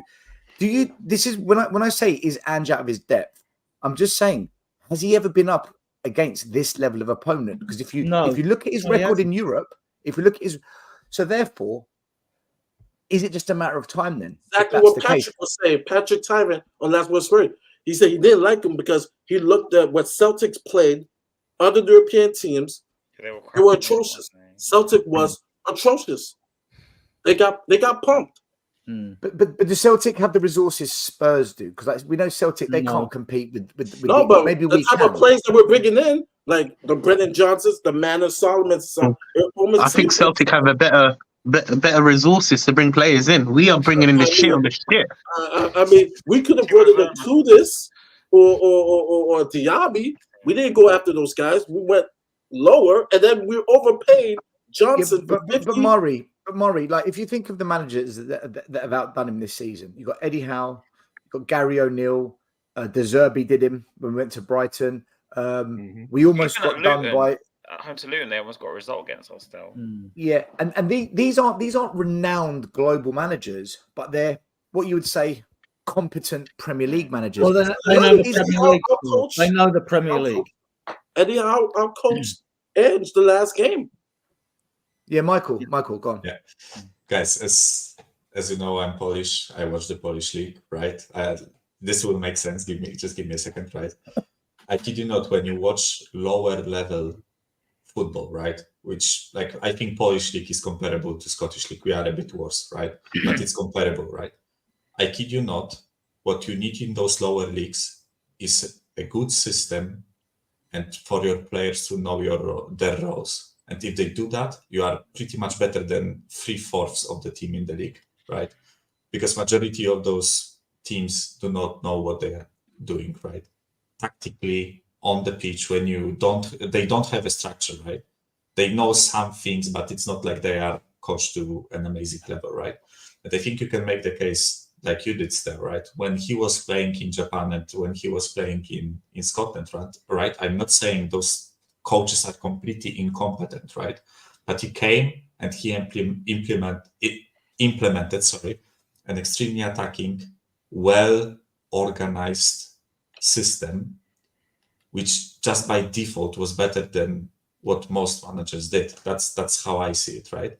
Now he comes to Premier League, where, let's be honest, even though you can argue because English teams haven't done this well, they haven't done well in Europe this season, right? But nevertheless, like majority of those coaches are some of the best coaches probably in the world, right? And honestly, also majority of the teams in the Premier League haven't sacked their coach, which means that they are happy with what they are doing on the pitch, right? It's not surprising for me that he gets outplayed from time to time, right? Can I just say, for me, Mikhail, I don't think it's so much about can Ange cope with the Premier League, is this too much for him? Because for me, listen, this is, a manager to a degree is only as good as the players they've got. Yeah. For me, the question is more about adapting. You can't. That was the point I was. I know. So. And I'll give you the example, right? At the beginning of the season, I had lots of debates with people about Aston Villa, right? And I was told we're miles better than them. And again, hardly any of our players getting into an Aston Villa Spurs combined 11. But you look at Aston Villa play, right? This season, we've seen Unai Emery play wing backs. We've seen him go to 3 centre-halves. We've seen him play 4-3-3. He's played 4-2-3-1. We've seen him play 4-4-2, right? We've seen him play a high line. We've seen him have games where he drops deep, right? And this is a proper manager that looks at the opponents you're playing against and says, what's the best thing for me to do here, right? There's a reason why they are miles clear of us, right? There's a reason why they're going to arguably, they're 2 games away from a European final, right? And you look at the players they've signed, they've not gone overboard or excessive. They've bought good, solid players that are men. And what I mean by that is you look at their midfield. I remember at the beginning of the season having chats with people going, "Oh, I wouldn't want McGinn or Luis over Bentancur or Basuma." I'm taking all of Aston Villa's midfield over ours. So. Right, all of them. Diaby. Hang on, just quickly, Mikhail. Yeah. Diaby, Bailey, proper wingers. We went and bought Werner and Johnson. Right? They've got Ollie Watkins. They've got a proper centre forward. Everyone belittled Pau Torres. Pau Torres does his job. He's a centre back that plays at centre back. Right? Digne, an actual fullback that gets back but defends. Right? This isn't rocket science. And Unai Emery doesn't get plaudits for being the most breathtaking manager in terms of his team are the best to watch. But he's a football manager that goes and adapts his game. Now look at Ange. One way of playing. This is who we are, mate. And he says all the right things. To Stell's point earlier about the fans, he says all the right things to get the fans on board. This is who we are, mate. Wait till next season, mate. We're going to attack them, mate. They won't know what hit them, mate. I don't want to hear that. I want to hear we've had 2 weeks off. We're going to counter Arsenal. We've had 2 weeks see right off. through all that We're bullshit, gonna man. Counter Arsenal. We've had 2 weeks and done it. Both know, man. 2 weeks and came out like that. Basically, It's not difficult. And Villa spent less money on Diaby, for example, than we did on Brennan Johnson. They got Tielemans. They got Tielemans on a free, who's been better than our midfielders. It's madness. I agree. And screwed up. Fulham in the League Cup and all that. Adrian, let I just want to and then I'll come to Adrian after Michael. Go, Michael. I just wanted to finish because like Sava kind of finished my point, right? But what I meant by the comparison with like the Polish Scottish league, right, is in those leagues, I think from what I'm watching, right, is if you have a system, you do not really have to adapt it if your system is better than what others have, right? Unfortunately for Ange, he came to the Premiership and now he has to fucking adapt to the opposition. And sorry for swearing, right?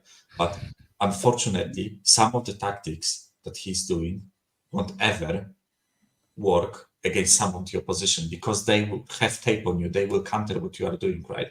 And by the way, because we are speaking about the central defensive midfielders, right? If there are no, like somebody said that there are no good central defensive midfielders on the field, right? That how comes Villa have 3 of them? McGinn, Douglas Luiz, Kamara, and Douglas Luiz, right? Yeah. How comes Monaco's central defensive midfielder Yusuf Fofana is on a free this summer? There are central defensive midfielders to buy out there, right? We just have to adapt the system to the opposition. We cannot play it with 2 8s and 1 10 in this league because we will absolutely get fucking cooked. He has not got the capability to do it. I genuinely do not think he has the capability to do it. They say the older you get, the harder it is to learn things. I can vouch for that. With him, he's not going to... I can vouch for that. The older I've got, it's harder to learn things when you're so set in a way. That's just for a majority of people, I think. So he just does not have an idea of doing it any other way, and he has not shown one thing yet to prove that he's got an idea of how to adapt to each team. You stick with your system, but then you've got to adapt to every team you play. Because when, like today, what is your main issue coming at you? You really want to watch Saka more than anything. So maybe you tell your left back to drop forward a little bit more. Keep your eye on Saka a bit more. Or if you go and play another team that's got a quality midfielder that loves putting the ball over, all right, get your midfielder to mark him up a bit more. Get ready for it. Can I just add to your point, bro? You said something really key. Oh, yeah, go for it, bro. Go on. No, go on. It's all right. Yeah, no, you said something really key, you know. Even in the preview show on Spurs Kings TV, me and Has sat here and argued we need to change something because we've got Saka coming to our house. We need to change something. We were arguing, and listen, it might sound mind-boggling now. We were saying, who's going to play left back? You know, Has went with, we might be able to put Kulusevski there. And I said, this Kulusevski... by the way. Back 5, innit? Yeah. Maybe you could put Kulusevski there. I was like, but Saka's going to run him down by pace, man. We need a pace merchant. If we can see it, why can't this manager see it, please? Because Please he's tell so me. set in his way. He's so set in his way where he's only done it one way. And if you're going to be straight, let's be totally honest. He's such a great professional manager that this is his first big job. At 58? Usually, some of them have had a very good job by the time they're in their, let's say mid-40s, first 50s. Yeah? There's a reason to this. The more and more I'm looking at it, or has it just been that he's been that people haven't noticed him? Where if they haven't noticed him, there's got to be a reason why they haven't noticed him. I very much doubt he's so set in his way, he's not going to change. He's blatantly said, another question. I am not Dan, changing. Look at Charlie. Let's He get does- Charlie. I've heard from Charlie. He does come from Australia, so to say nobody's seen him, you play in Australia, you go to Japan. Not a lot of people are looking at that. They're looking at the big managers, looking at the. Arsene Wenger done it in Japan and come to Arsenal. Yeah, exactly. But this is the same with him. He's coming to Tottenham now. His first big job. He's old. That's what I'm saying. It's his first big job. The fella's older. He's set in his way. He's not going to change. Go put the best defense on the planet out there, and we are still going to concede 50 goals a season without fail. Put the best. But I get that. goals in But more like the recognition for him is harder because Arsene Wenger was a German manager. It was easier for him in the end because he's got a football Englishman. To be an Australian manager has not been in the Premier League yet. It's to get the recognition is way harder. Arsene Wenger was in France with Monaco. But he came over from Japan over here, didn't he did. He did came over from Japan. Yeah. Yeah. So can I ask another question? Let me ask another question, right? Because we've pretty much said that Ange, there is a problem, right? That's the general feeling, or he has to adapt at least. So Can I just say something before I ask the question? So I just want to say one go thing. for it. Yeah, go for it. So Ange, me and TJ were talking about this on Spurs Kings TV earlier today. Ange just basically sold the fans a dream, or delusional fans a dream, I don't want to phrase this, that we're going to be in a title race next season. What planet is he on? Because I'm sorry, if you're accepting players like Werner, Johnson, you're going to still be stubborn with your tactics. Like, who's this guy think he is?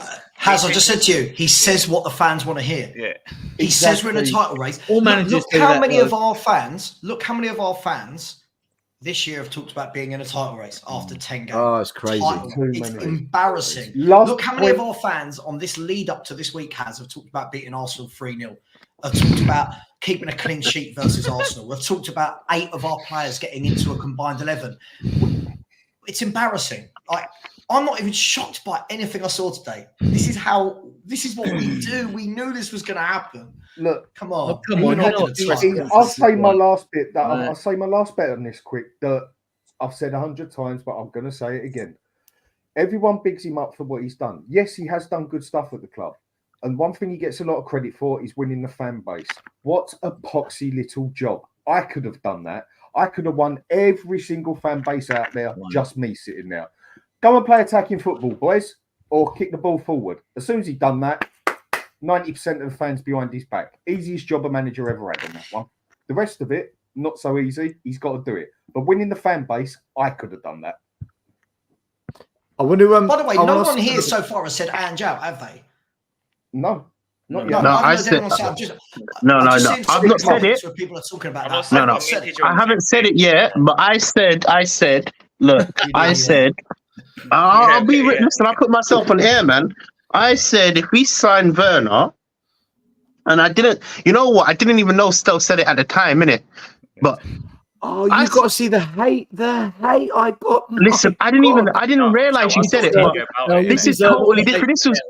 I heard that we were linked with Werner, yeah, and I said if Ange accepts Werner and says this is his guy, I'm Ange out.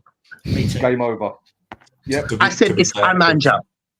Yep. And because he sold me dreams. What Haz was saying about earlier, we were talking about when you my main priority this season was look, I'm sick and tired of us going through this loophole. It just gets it always happens. It always happens. Every single manager, we start off good and then it ends off bad. My problem with Ange is he's not focusing on here and now. He's focusing in the future. So we're getting comments like we're going to be title contender next year. Based on But what? you want to sign flipping Werner?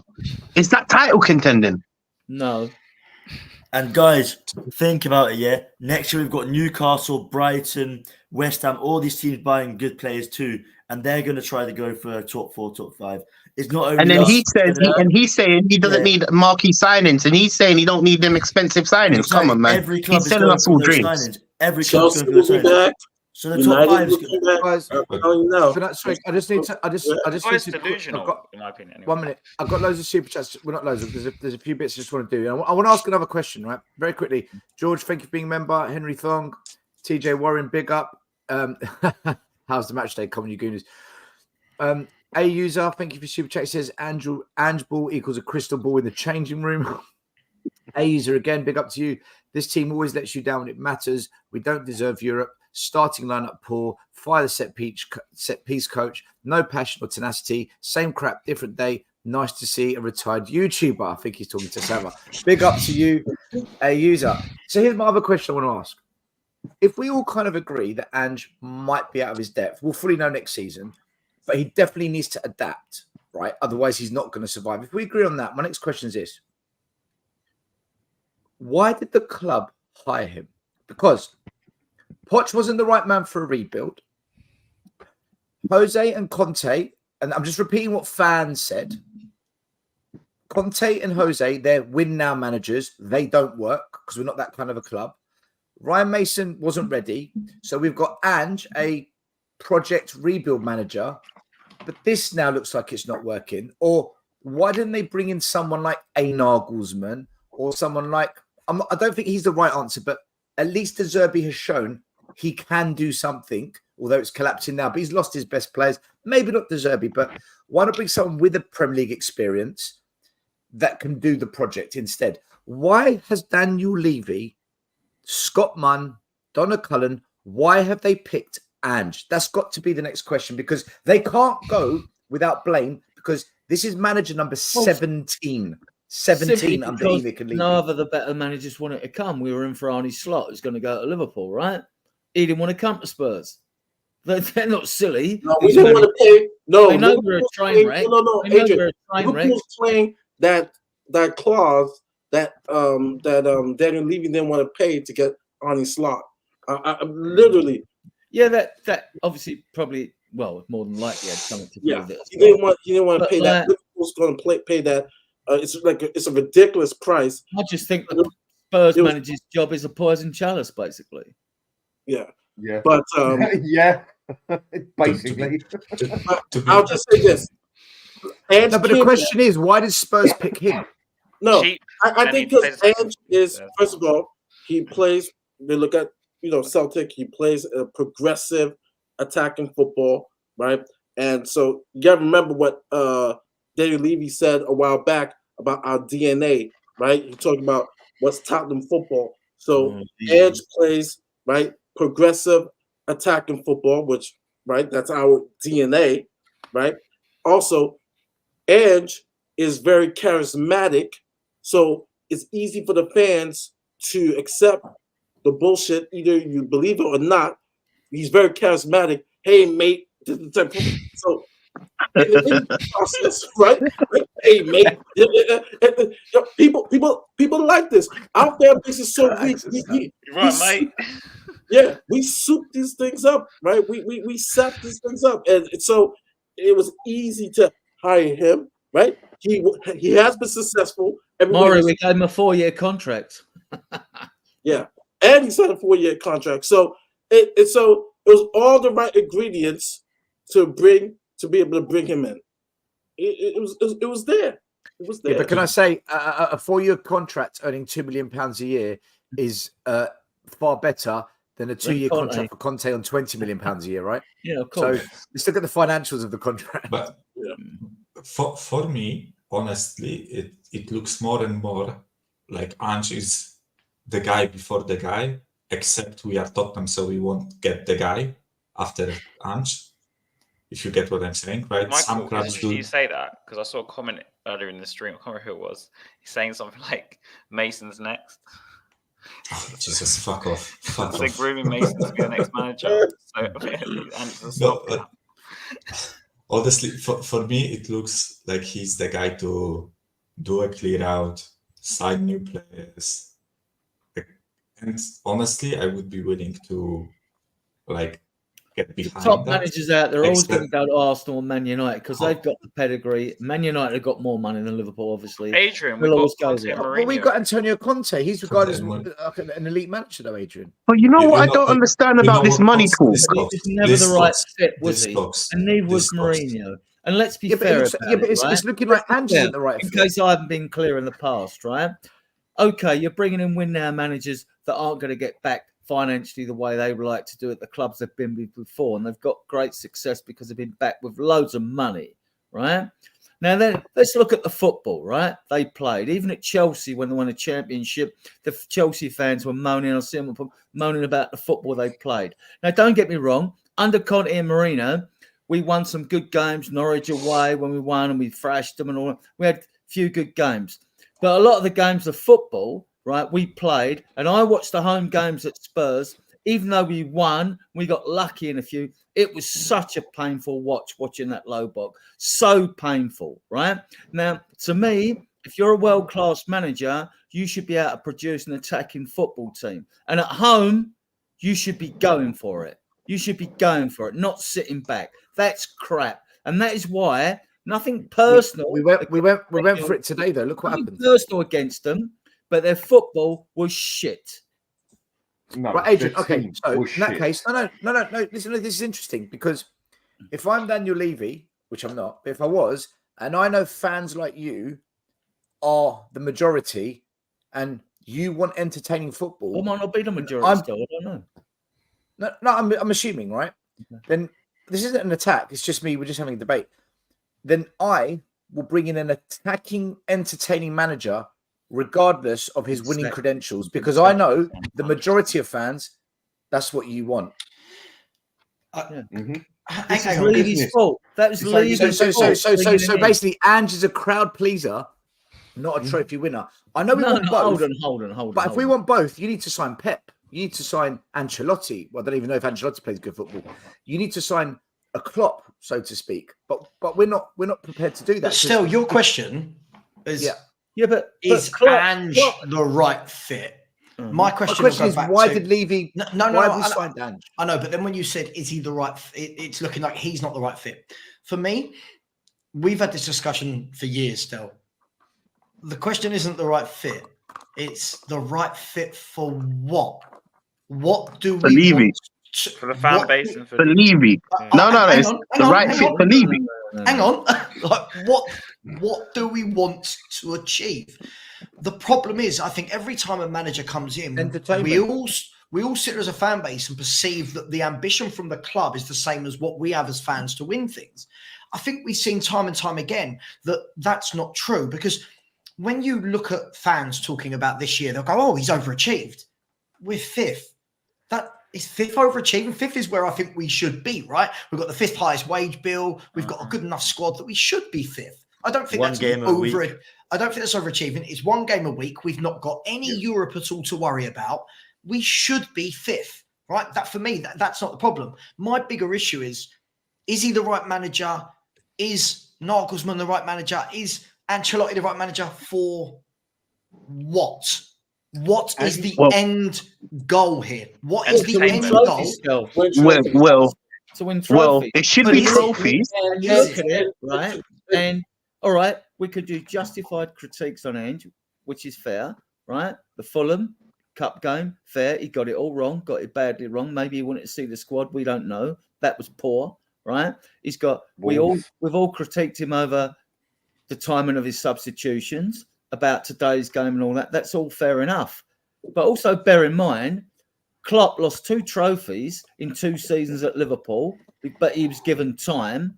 Pep, when he came in at Man City, he changed his back four over and over again. Wouldn't trust John Stones, right? Didn't have Carl Walker till he got him in 2017 and all that. And he was given time as well. So, like, Adrian, huge difference. Adrian, huge difference. Well, Do you know explain what? The 2 arguments I always hear about this club, right? So when people say, where are Arsenal now and where are we?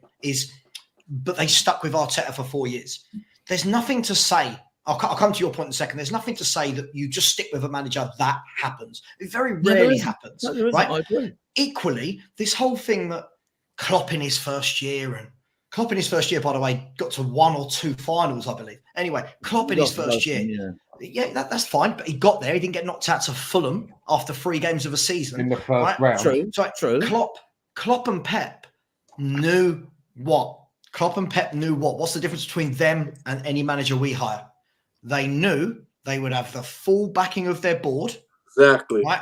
They knew that they would sell a Coutinho for 150 million. And you know what? They don't have to go and spend 150 million on 7 average footballers. They go and say 150 million. No, let's bring in argument there. Let's bring in Van Dijk and Alisson. And you go, shit, we actually mean business. We all know what Spurs will do. Oh, we've got a war chest. All right, 200 million. We're going to go and buy 8 players for 20 million. We've been doing that for years and years and years since these owners taken over us, man. Who brought in Carriers? Who brought in Mourinho? Who brought in Lovren at Liverpool when Spurs thrashed them 4-1 at Wembley under Poch? Yeah, who brought probably those? Klopp. But then we're Liverpool now. We're Tottenham. Probably he Klopp. inherited Lovren. Yeah, But my point is, he inherited we can listen. I'm not. Every manager gets things wrong. Look, Pep's bought players where you go, oh, what have you done, right? But in the main, those clubs buy players that take you to the next level, right? My question is this: look, I've not once said Ange out. Right? Hang on, but it's a gradual build, isn't it? Hang on, Adrian. It doesn't happen like bang like that. Right, it's hang a on. gradual build. Hang on, Adrian. And when have we ever done the gradual build? Every summer window is the same pattern. We buy 2 really good players who go into the first team. We buy 2 that are hit and miss, and some of the fans like, some don't. We buy 2 that are bang average, and then we buy 2 young players that everyone tells me is going to be generational potential manager one for the future. Right? This is the problem. So for me, I'm not Ange out. I'm Ange adapt. I want to see Ange go to a game and I go, I like what you've done there. Yes. And if he gets it wrong, he gets it wrong. Right. Today, if he had gone if he had gone to just for example, 3 centre backs, wing backs today to try and nullify the way Arsenal play. If it didn't work, you go, you tried something. But we know we're going to continue doing this. Adrian, you and I both know. 100%, mate. You and I both know we're going to get into this summer. You and I both know we're going to buy a Lloyd Kelly because he's free. We're going to get a Tosin maybe because he's free. We're going to pay 15 million for Timo Werner. We'll get one really good player that we'll all go, oh my God, we mean fans business. will celebrate it as well, Sam. We'll celebrate it. Look. Do you know what, Adrian? Right? Yeah. When Spurs signed Timo Werner, I did a show that very morning. It was a Saturday morning, right? Because it came out of the blue. I did a show that very morning, and the show was called Timo Werner. It was Timo Werner. Are you kidding? Or surely not? Or whatever. I had 1,200 people in the chat watching me that morning, and 90% of them, right? 90% of them, you don't know football, Sava. You don't back the club. If Ange wants him, I want him. He's the best we can do. That's the fan base we're dealing with. We signed Timo Werner's and people want that. The Timo Werner issue with me, Sava, you just banged the nail on the head with everything you said, mate. Sorry. I've espoused on this channel before, right, about the fact that since 1992 in the inauguration of the Premier League, it's taken 82 goals to win it. In the last 10 seasons, Man City upped the ante because they scored 101 in one game, 106 in another season. So it was 87. And I look at our team and think, where are we going to get 82 goals, let alone 87? We cannot have a front three that don't score goals. Sonny will give us, under Ange ball, whichever way you want to talk about it, he will get you. If he can't score 20 under Ange ball, and he got 17 when he got the golden boot, right? If he's playing every game, he's injury-free, he's not away of Asia like he was, he's got 15 now, he would get you Ange ball. He shared the goal. Adrian, we go through this every week. Adrian, you say this every week. And hold on a minute. You say this every single week. But who signed Timo? Who signed Veliz? And who signed Johnson? Who signed those 3 forward players? Who signed these? 2 goals, to be honest. This is the problem. And here's my thing too. Kulu, Werner, Johnson, Veliz, and Solomon. 5 Ange Postecoglou signings. Now, before anyone says Kulu wasn't an obligation to buy. So Ange signed it off. That's the 5 forwards that Ange has bought, right? And you don't then tells fans we're going to be in a title challenge next season, whilst we're currently 20 points. They're players that are squad. But here's the thing, Adrian. Here's the thing. Any of those 5, Sutherland? I wouldn't keep any one of them. But Trossard at Arsenal for under 30 million is better than all of those players. And I was going to get there. Oh, you just stole my point. We had a chance. I'm looking at Trossard, which I've told Arsenal fans, I think he's their real MVP. He has been their key clutch player. I agree. He had it. If Arsenal's going to win the league, it's because of Trossard. Instead of going, we were linked to him for 3 or 4 weeks, right? Instead of signing him, we got Dan Juma, right? And then last minute, Arsenal got him. Like you couldn't even script it. But I'm gonna tell you this: in regards to Ange, even if by some miraculous chance we get 3 or 4 highly rated players on the squad, the problem that I have with Ange is adapting to the situation, adapting to the teams that you play. I mean, it's a perfect example, right? Real Madrid, team loaded with stars, right? To get to the semifinals, right? They had Carlo Ancelotti, right? Went very pragmatic in beating Man City. He did everything that he needed to do to be able to get Real Madrid across the line. And yeah, people who like beautiful football hated what Real Madrid did, but it accomplished the job. They're in the semifinals. They don't care that they didn't play pretty football against City in that second leg. They did what they needed to do to win. And my problem with Ange is that there's going to be games, right, where we're going to need to adapt, change. Like today, right, to be able to get a result. And he, because of his stubbornness, because he's very naive, it's my way or the highway, we're going to not win games. We're not going to win trophies. And I'm talking about like the Carabao Cup, right? For me, I'll be happy to get the Carabao Cup, FA Cup. But I have no trust in my manager in adapting and doing the things that you need to do to be able to win those competitions. So that's the problem. My problem is with Ange adapting. Let me come to Haas, but quickly, G-Chain says, super chat, this is my friend G-Chain from uni. I'm going to get rinsed here. Stell, I'm sitting here with Mr. D, my other friend, both Gooners. We've done a bottle of rum. North London is red. I'm going to get cooked next week by these two. God help me. Scott him says, it's a painful watch now under Ange. Yeah. Yes, Haas. Yeah.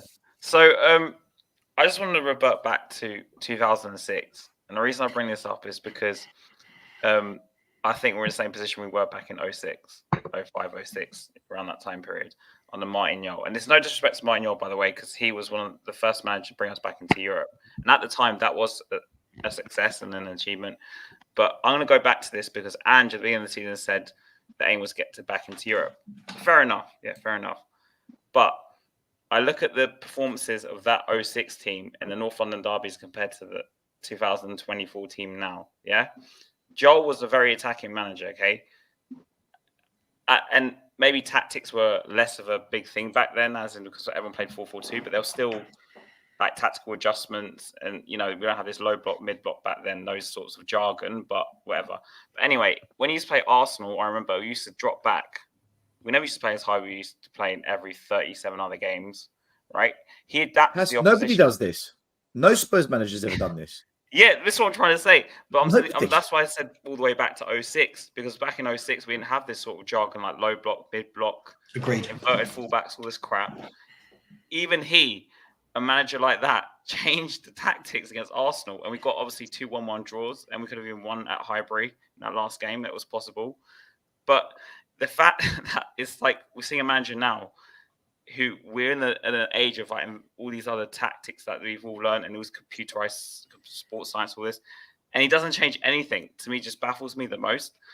And it's like, that's why I say again, it's like I'm watching an amateur manager as a manager of Tottenham. Like, it's like he's an amateur. I honestly, I've lost all confidence the reason in him tactics completely. have changed over the years is because back in the day, as I'm an old boy, right, you would have 4 defenders marking 1 striker or 2. And, you know, coaches have tried to devise tactics whereby you can be more efficient. Why do we need 4 marking 2 when 3 can do that job and we got a spare man? And so tactics have changed. You're right in what you're saying. But what I'm saying, how could he back in 06 adapt to it? And I'd argue, by the way, the gap in quality between that 06 team and that Spurs team was even bigger than this 2024 Spurs and Arsenal team. Fine. Right? Fine. Yeah. I respect your opinion. Fine. Yeah. And what I'm saying is, managers more than likely, when they play a team more superior to them in quality, they normally 99% of the time, I yet see an example that's against what I'm saying. They always adapt to the opposition, and they say, "Look, we normally they go defensive." Like Mark gave an example of Ancelotti against City. Ancelotti knew on paper he had less quality than Man City. So what did he do? He played the low block. Arsenal and it worked. And it worked in that game, right? It worked in that game. But what Pep's done with this, when Ange has tried to copy Pep without having the quality players that Pep has got, what Pep has done, and when you watch City play, and they are, if you're a neutral, a joy to watch. Whereas we got all this possession and can't seem to progress and create scoring chances, you know. With the Man City players, look at their movement. Look at their movement. And that is the key. When I'm looking at Spurs above, I'm just not looking at following the ball. I'm looking at like where our 10 outfield players are. Look at Man City's movement, and we're static up front. And when Maddison is trying to find that killer ball, in one way I've got sympathy for him, and then I'm thinking like, well, who can have it give it to? And then when we get it out on the wing, who's in the box? No one. Right. No one. Right. There's a few things here. First of all, if we're static and there's no movement, why is the manager standing still and doing nothing? Tell them, move, pull over, you there. You see Pep, he's off his chair, takes off the cardigan, and he starts coordinating. He really does it. But if he sees it's not happening, Ange is... So because he's concussed. He's lost the plot. I said it earlier. You know, we can go up and down. He's concussed. The scenario I say, he's in a boxing match. He's in a boxing match. He's been hit in the head too much times. He don't know what he's doing, Brad. The last 2 corners. The guy behind me, right? Yeah, we all started laughing because it was just out of it's either laugh or cry. I can't remember what happened, and Ange didn't even move.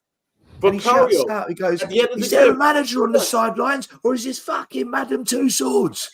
Right? And everyone started laughing. No. Watch the NBC sports coverage. At the end of the game, the last 2 corners, Vicario was trying to get Ange's attention. Should I come forward? The first corner, Vicario didn't come up because he was trying to get Ange's attention. Ange's not even looking at him. So the second time, you notice Vicario came up without Ange's permission. Ange never saw him. So he came in for that last corner, if you guys remember. He came in without Ange's permission because Ange never saw him.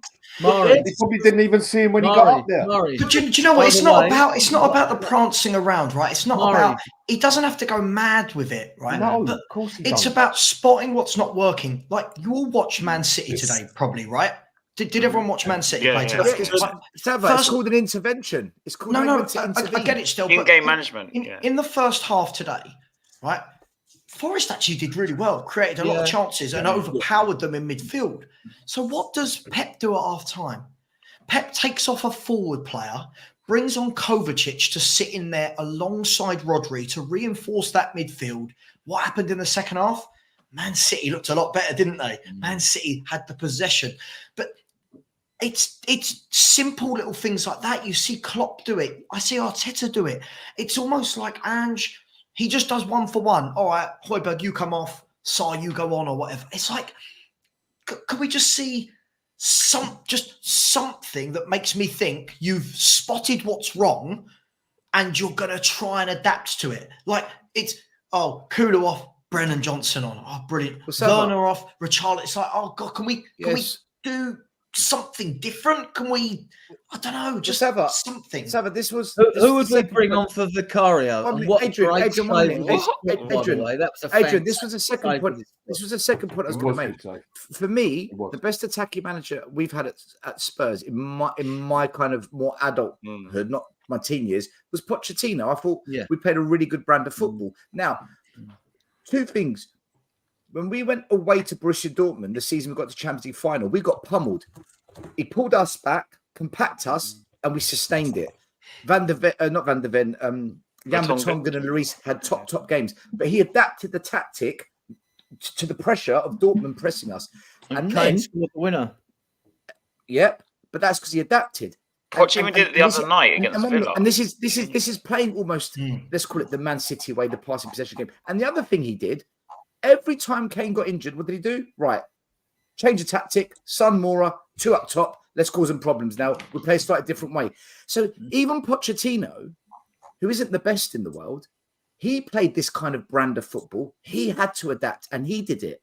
And I think this is the concern now that's now creeping into the minds of many Spurs fans. Is this guy ever going to do anything different other than a like-for-like sub? But still, by the way, when people say that... Prove we can.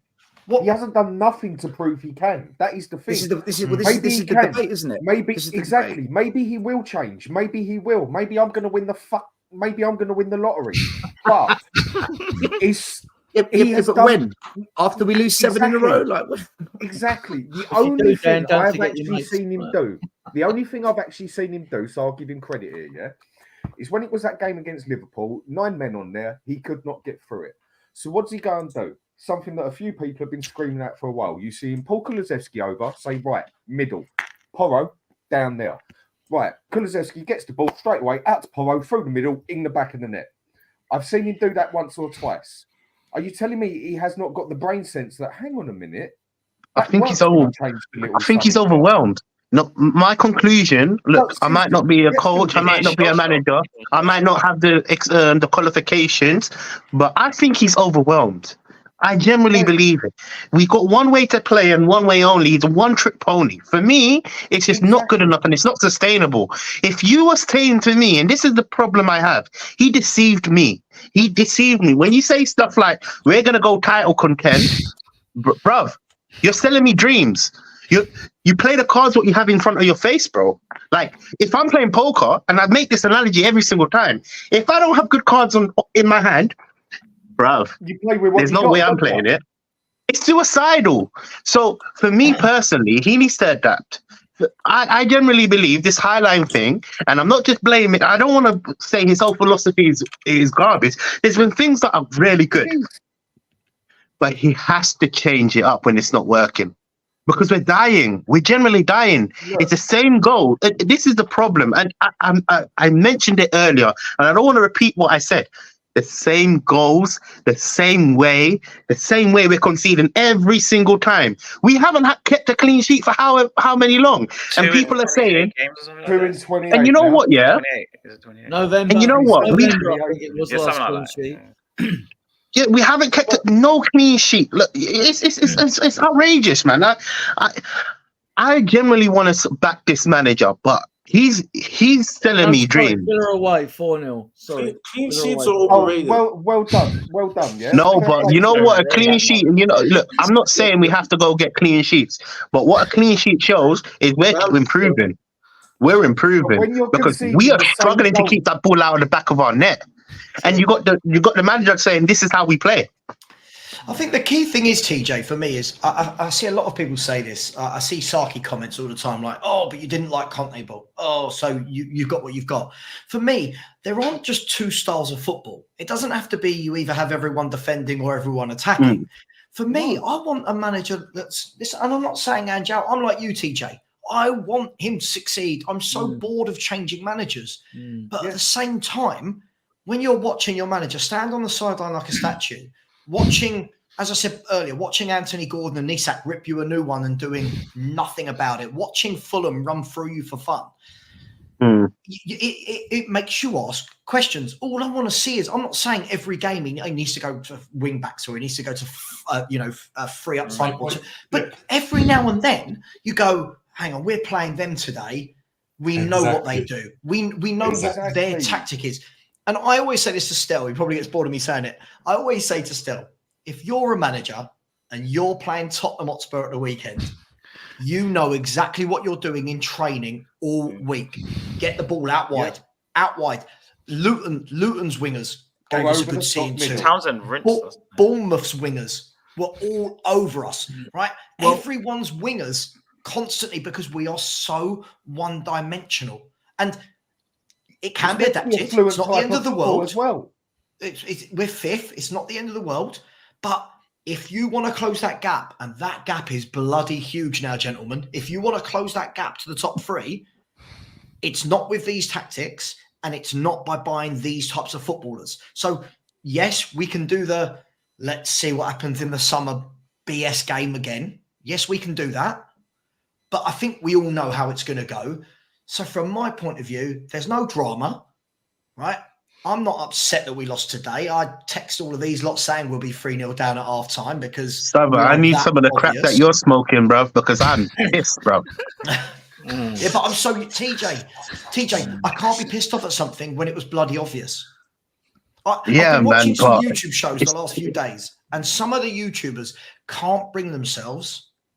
They can't bring themselves to be honest about our club. It's, we're going to win this. If you just believe, oh, I can never bring myself to say that we're going to lose because we're Spurs. Mate, we are the best of the rest of the crowd. I mean, you've said like you'll give Ange till Christmas next season, no matter what happens in the summer transfer window. I'm prepared to give him a bit longer. But patience with Spurs fans is it's from game to game, basically, like now. Ange has also been praised when one game since he made good substitution and it's worked. And like he's done it and he's failed. So I don't know what we've really got here in Ange. I can't really say. But he has to be given time. So I'm prepared to give him next season. Sure. What about you, like in the panel? I mean, like, you willing to sack a manager in January next year, or what? What are you going to do? Before we answer that, let me just do a super chat, and then we'll see what everyone thinks on this. Stevie C, thank you very much. I think this is a friend of Sava, I'm guessing, because it says Levy and Enoch parasites out. Miss you and love you, Sava. The rest of us get no love at all. Thank you, Stevie.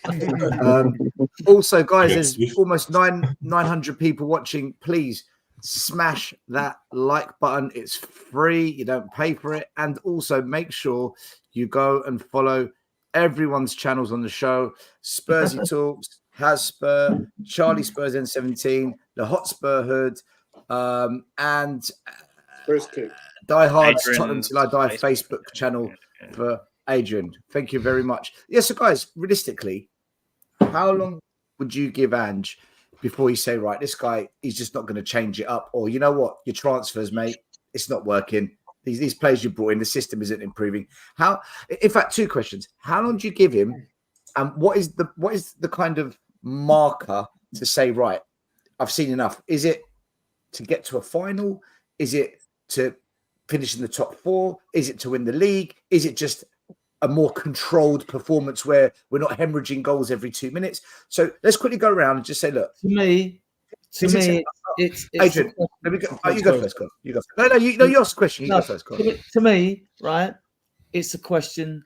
Now we know.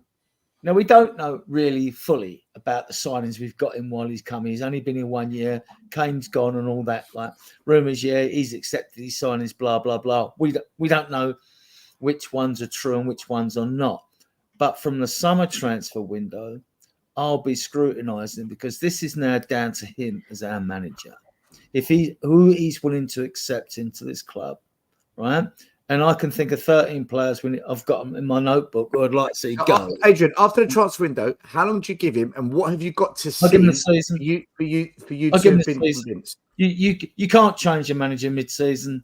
That's just suicide. What must happen in that season, though, for you to say, yeah, I'm on board now? Well, like he said, growth and progress. So you want to see improvement. You want to see our defence performing better. You want to see us conceding less goals. I want to see our midfield perform. Our forward line is my biggest concern regarding goals, right? We got Sonny and no one else. And fans out there are saying, I don't know if they're trolls or not, oh, sell Son, he's 31, he's nearly 32. And to me, he could play till he's 36, 37. We've got no one else who's as good at him that can score with both feet. So we have to keep him. And I hope he's given a 2-year contract with a 1-year extension, at least in the summer, which they're talking about an extension of the contract. I don't know what he'll get. But I know he loves the club and he'll want to stay anyway.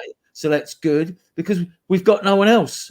We've got no one else. I mean, I don't like Werner. I don't want Conor Gallagher. Sorry, Agent, did you say to keep Son till he's 37? Sorry. No. I said give him a 2-year contract with a 1-year extension. Oh, sorry. I thought you said till 37. He scores with both feet. All right. He's been patchy. He's always been a patchy scorer, although he's got more goals at this stage of the season than he has than he's previously under the system. Right, because he's playing as a striker, I'd expect him to. Right, let me move this on because I just want to let me move this on because this is going on to something a bit different. I just want to get everyone's quick. Okay. I just want to get a quick answer from everyone. So you give him 1 more year, and you want to see an improvement in defending midfield and attack, the goals and less goals conceded and more goals scored. Murray, how long do you give him? Because I want to add to that. I want to see Ange ball working because to me, with the 2 inverted fullbacks and the 2 wide wingers, with the press and like the high press, whether it's low block, mid block, high block, that's all part of the whole system. I want to see if he gets the players and it works or not. If we go through the same scenario we've gone through this season, then his job's under threat as far as I'm concerned. Right. So 1 year, the system's got to start working. Yeah, I'll give him the whole season though. I would, because by December, we would have seen the first 18 games, and I want to see how he plays against the big teams, the talented teams, the teams that can attack our defense. And I've said that teams like United and Chelsea will improve. They won't have shit seasons like they have in this season. So I want to see how we are performing in the cups. I want to see how we perform against the big 6, along with Villa and West Ham. I want to see how we perform then. If it's a point where it's the same things I'm seeing now, and we're out of the domestic cups, I won't care if we're 5th. I'm definitely saying, okay, Ange out. So I'm giving it, right, summer, sign your players, and then from August to December, right, you're playing the first 18 games, you played a couple of cup games, you played a couple of Europa League games. That would be a good sample size to see, okay, has he adapted, or if this system is going to work with the players that we brought in. Murray, just one question. We No draw away. No question. Everyone else has a question. We draw away at Man City. So have we done well again? Adrian, no means no. I'm just going by the first 18 games. Because otherwise, because there's 9 people, no one's going to get a chance to speak. That's why I've got. So if it's by December, 6 of us, I'd let you. If I don't like what I see, then yes, I'm Ange out. Dan, listen, guys. If I say how long do you give him, that means you're Ange out after that, right? That's got to be a given. Yeah. Or you're Ange in for a longer period of time. Status, give TJ and Savage as they wrote in the in the private chat. Yeah. They have to go soon, right? Well, they've got to go. They've got to go in 5 minutes. Yeah, I'm still at work right now. TJ, so say your thing on your channel, then you can go. Yeah. So it's simple for me, innit? Because it came out of Ange's mouth. We have to title contend next year. He said, and I don't believe we will do it, but he said we are going to title contend. So I hope we're titling contending. And if we don't title contend, listen, I'm out. Because put it like this, one thing I don't like about my managers, lying. Yeah, you could say you want us to do this in the future, but you set the standard so high, so I have to believe in it, right? Yeah. So if we don't title contend next year, I'm Ange out. That's just my standard, really. And you know what? That's quite a fair thing to say as well, because you're right. He did say that. So you're judging him by his own words. Fair play. Yeah. TJ, if you need to go, plug your channel. Let us know when you're next on. Yeah, thank you for having me on again. I'm on Spurs Kings TV, also my channel Spursy Talks. I am rebranding. I always say that every single show. I will definitely jump back onto doing it. But thank you for having me again. I really appreciate it. And big up the panel as well. Take it, bro. Take care You know? yourself, man. Big up TJ. See you later. Yeah, see you later. Guys, make sure you go subscribe to TJ's channel. Let me go to Sava, and then what I'll do. See you later, TJ. Have a good one. I'll bring in Mr. Box Office to take your place. He's been waiting behind. Just here comes the ratings killer. Sava, you wanted to? Yeah, I need to jump in a minute. But listen, all I'd say is this: look, I'm not Ange out. I'm Ange adapt. What I want to see next season still is we've got to go much better in the cups with no excuses. Yep. Much better in the cups. I don't want all the fans to go, but he's got to play the fringe. No, go for it. I want to see how he copes with being in Europe. You think this year, I think we've struggled and we play once a week. I want to see how he copes with Europe. And in terms of league position, look, next year is the year where I will be harsh on him. Next year is the year where if we finish 5th this year, next year he's got to get in the top 4 or nothing's changed. So for me, I think it's the basics. But I just want to put it out there. I'm not Ange out. I'm just look, because a few people in the chat, right? Just quickly before I go, still, a few people in the chat said, "Oh, you wanted Ange," and I did. From what I saw, I liked what I saw. But as time's gone on, I've just seen, like Danny keeps saying, he's shown me nothing to make me think that he is tactically astute. And we know what Einstein said. You know, the definition of insanity is doing the same thing over and over again. What I want to see next year more than anything is I would like to see our fan base calm down. I would like to see us stop embarrassing ourselves by going onto YouTube shows and talking about winning titles. I would like to see us stop telling the world that 8 of our players get into every bloody combined 11 in the world that there is. Yeah, I want us to stop telling everybody that Doggy and Porro are the best fullbacks when we can't defend. Like, can we just, if we're going to let this guy build, let's see what he does in the summer. And I'm going to caveat all of this still by saying, if he signs Timo Werner, that is the moment I don't want him as my manager. There you go. And I'm serious. I've already said if that. If he signs Timo Werner, Brennan Johnson for me was the first big red cross. Yeah.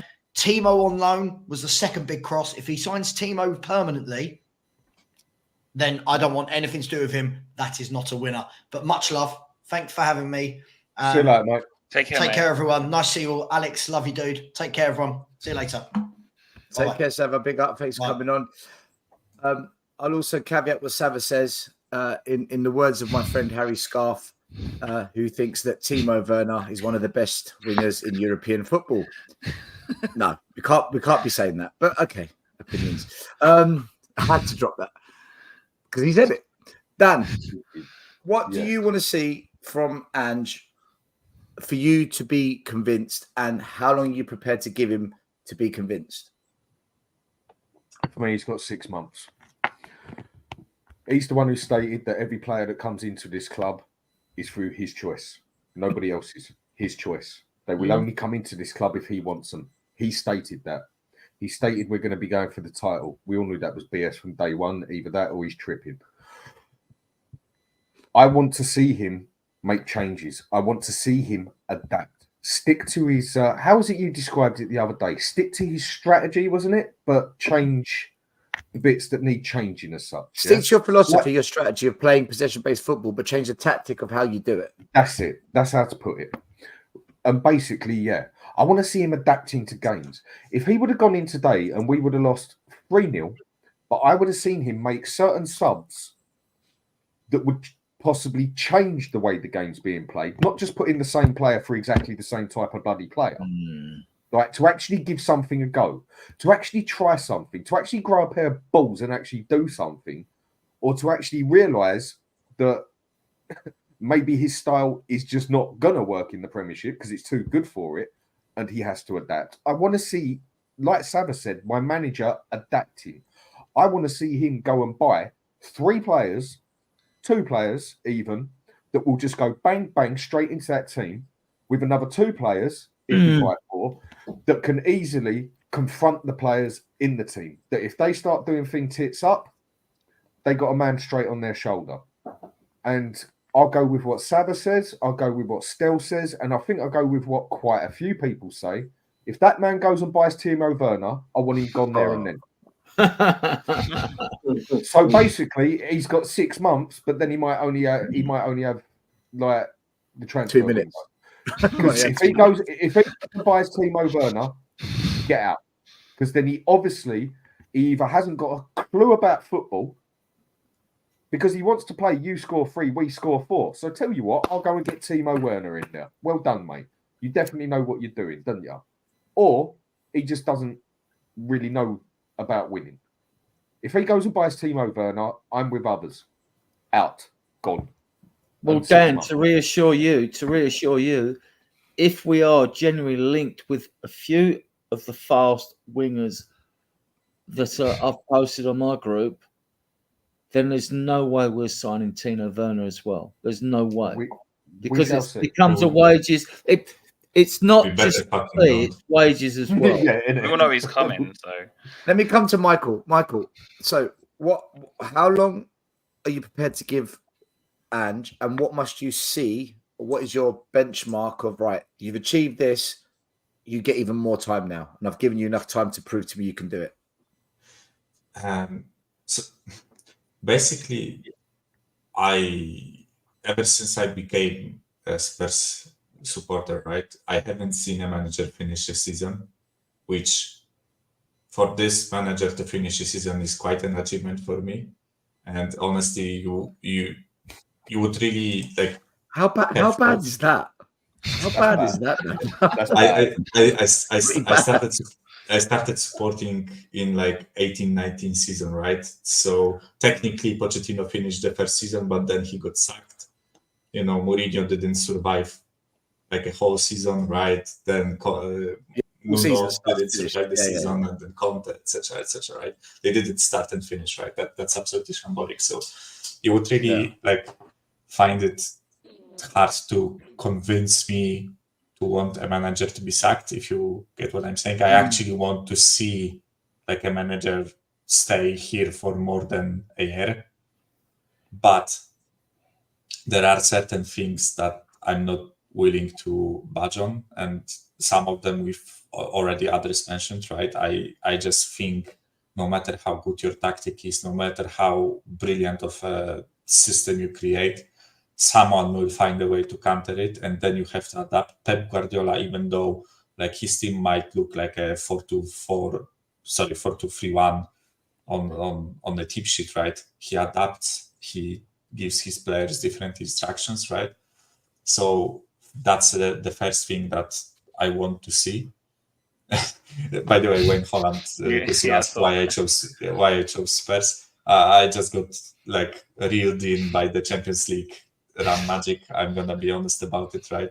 Also, it was like quite a funny thing, because like I usually only watch like national football, and I kid you not, I had like a couple of instances where Spurs players really impressed me. It was just a coincidence. It was Eriksen playing against Poland, where they slapped us 4-0. It was Son Heung-min on the during the World Cup, right? So I just got reeled in by the players, right? And yeah, here I am.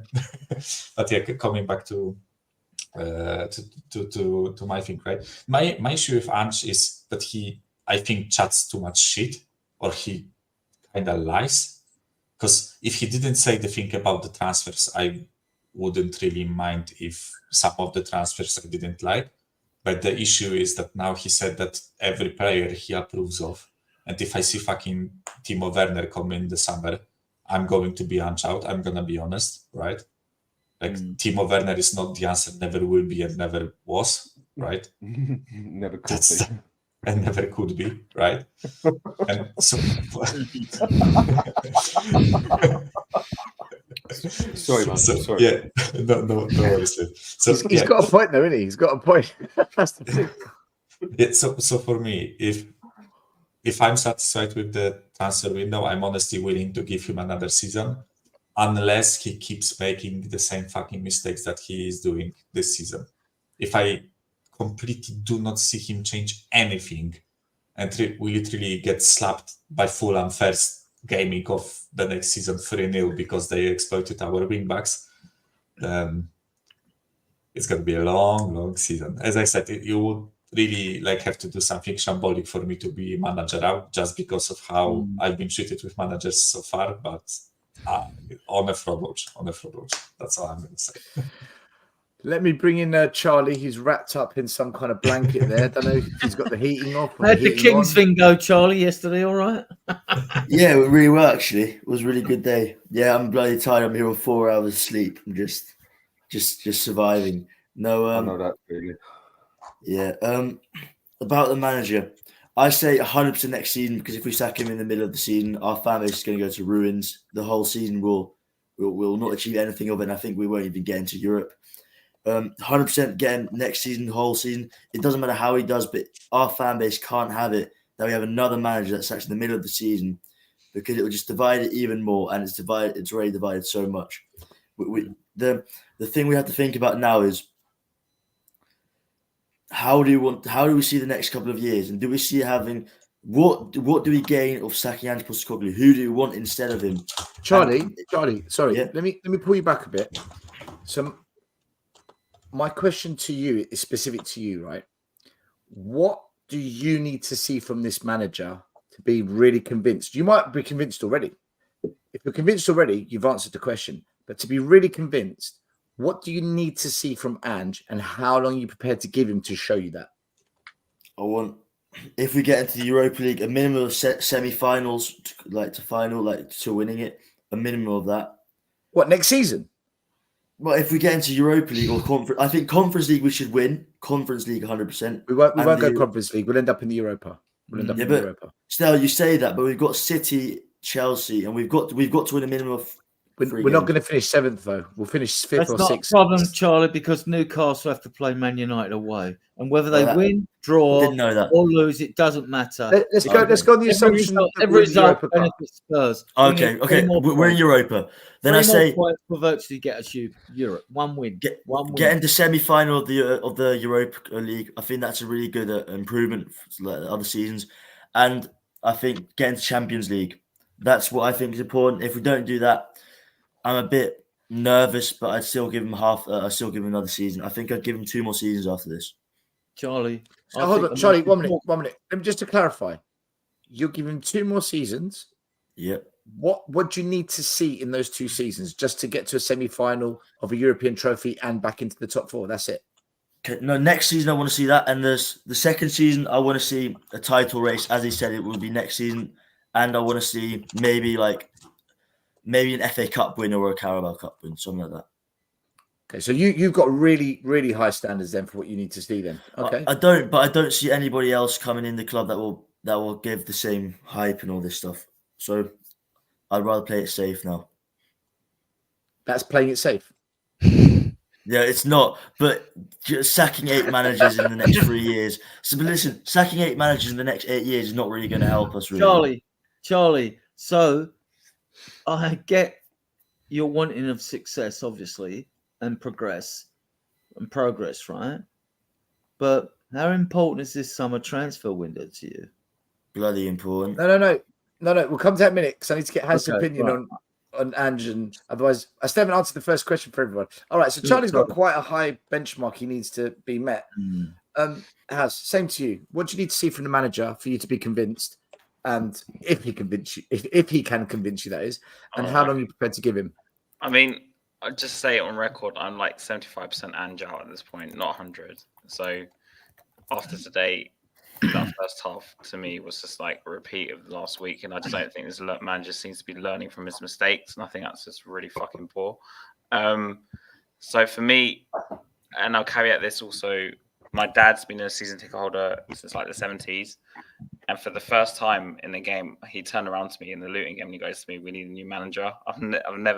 He's never ever said that to me ever. Sack your dad and sack your dad. Yeah. No, what I'm saying, he's watched a shit ton of football, yeah. Big Shit ton of Spurs managers, right? And for him to turn around, considering I'm considered the negative one in the family, right? To the Spurs. To him to say that to me is like fucking volumes, considering he's watched, like I said, a lot of football, like our Diaz, even our Diaz Messi football we told him about. He said this is worse. He thinks this is worse. So he's watched a lot of football. So he's basically Ange out, I think, at this point, but which surprised me even more than anyone else. But anyway, in my opinion, I think for me it's the summer window. Like with you guys, if we sign Werner, is no fucking point. We might as well just sack him at that moment. If we don't sign Werner, we get to the end of summer. Okay, what I want to see is not more his substitutions, is more his adapting to in-game situations, his changing of formations, changing of the style, if you want to call it style or tactics, I don't know. Like not playing bloody inverted fullbacks every single week. In terms of if we're going to be in Europe, his willingness to adapt, to rotate the team, not like mass changes, like, you know, like he did in the Cups when he made like 9 changes, maybe like 4 here and there or 3 or 4 here and there to, you know, like you need to be clever about this, yeah? But for me, in terms of like league position and stuff, like what TJ said, we need to be challenging for the title. So I'm expecting a top 3 finish and a cup run, at least to like the final of the FA Cup or something like that. Okay. But he's the one who sold me a dream. So yeah, good call. Good call. Yeah. Just give me a second, because I actually think I should say this. All I said about like not being manager out is assuming we do not regress massively, right? Because we finish 5th this season, let's say. So for me, that is the benchmark for the next season. If we go below that, then my opinion might change, right? But I think we have to improve on this season, right? So with a caveat to what I said, I'm not really going to be manager out just because of principle, but I need his principles or whatever, right? But we need to improve. That's don't worry about it. No one's going to remember what we say. I promise you. I'll forget about it by tomorrow. Sorry, I've got to go as well because but thanks for having me on. How's you going, big my up man? Everyone, and big up Alex. I know he's about to let rip his like main event stuff. But anyway, but thanks, Mike. See you later, guys. Yeah. And later on. Have a good week, man. Respect, mate. Respect. Your respect. Good.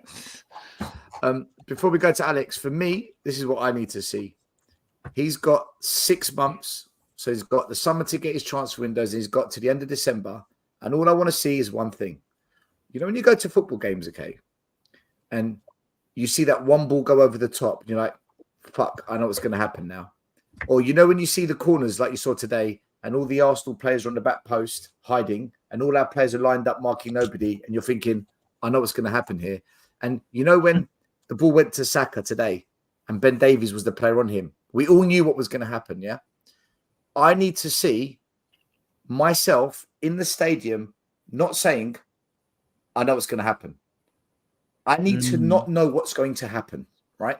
If that consistently occurs where I can't predict what's going to happen because it's not so fucking predictable, the way it's all been, the way there's a blueprint on what to do to Spurs, then I'll give Ange to the end of the season and another window. But if I go to games and I get to the end of November and guys, listen, please, man, no racism in the comments. You're banned. Don't be stupid. I don't know who that was. But if I get to the end of November and I'm like, oh my God, I know what's going to happen now. I know what's going to happen. I knew it. I fucking knew. If that's still happening, I want him gone because I know what's going to happen. He's going to get sacked anyway.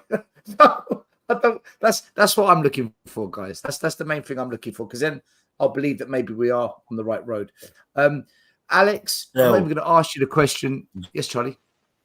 One thing, everyone in the comments, I'm saying this off what Ange says. It's not what I believe. I'm saying it's off what Ange says. That's why it's so high. Otherwise, if it's not off what Ange says, it's lower. But I'm going. Charlie, don't worry about the comments. Your opinion's your opinion, my man. Right. Yeah. No, but it's going opinion. What Ange says. Seriously. It's all right. I get called poison every week. Do you think I listen to it?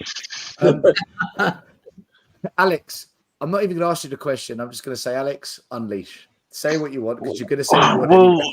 still, I'm not going to unleash because nothing's changed in anything, and that's it, really. Nothing's changed from today for what I saw today because I've seen it how many games now?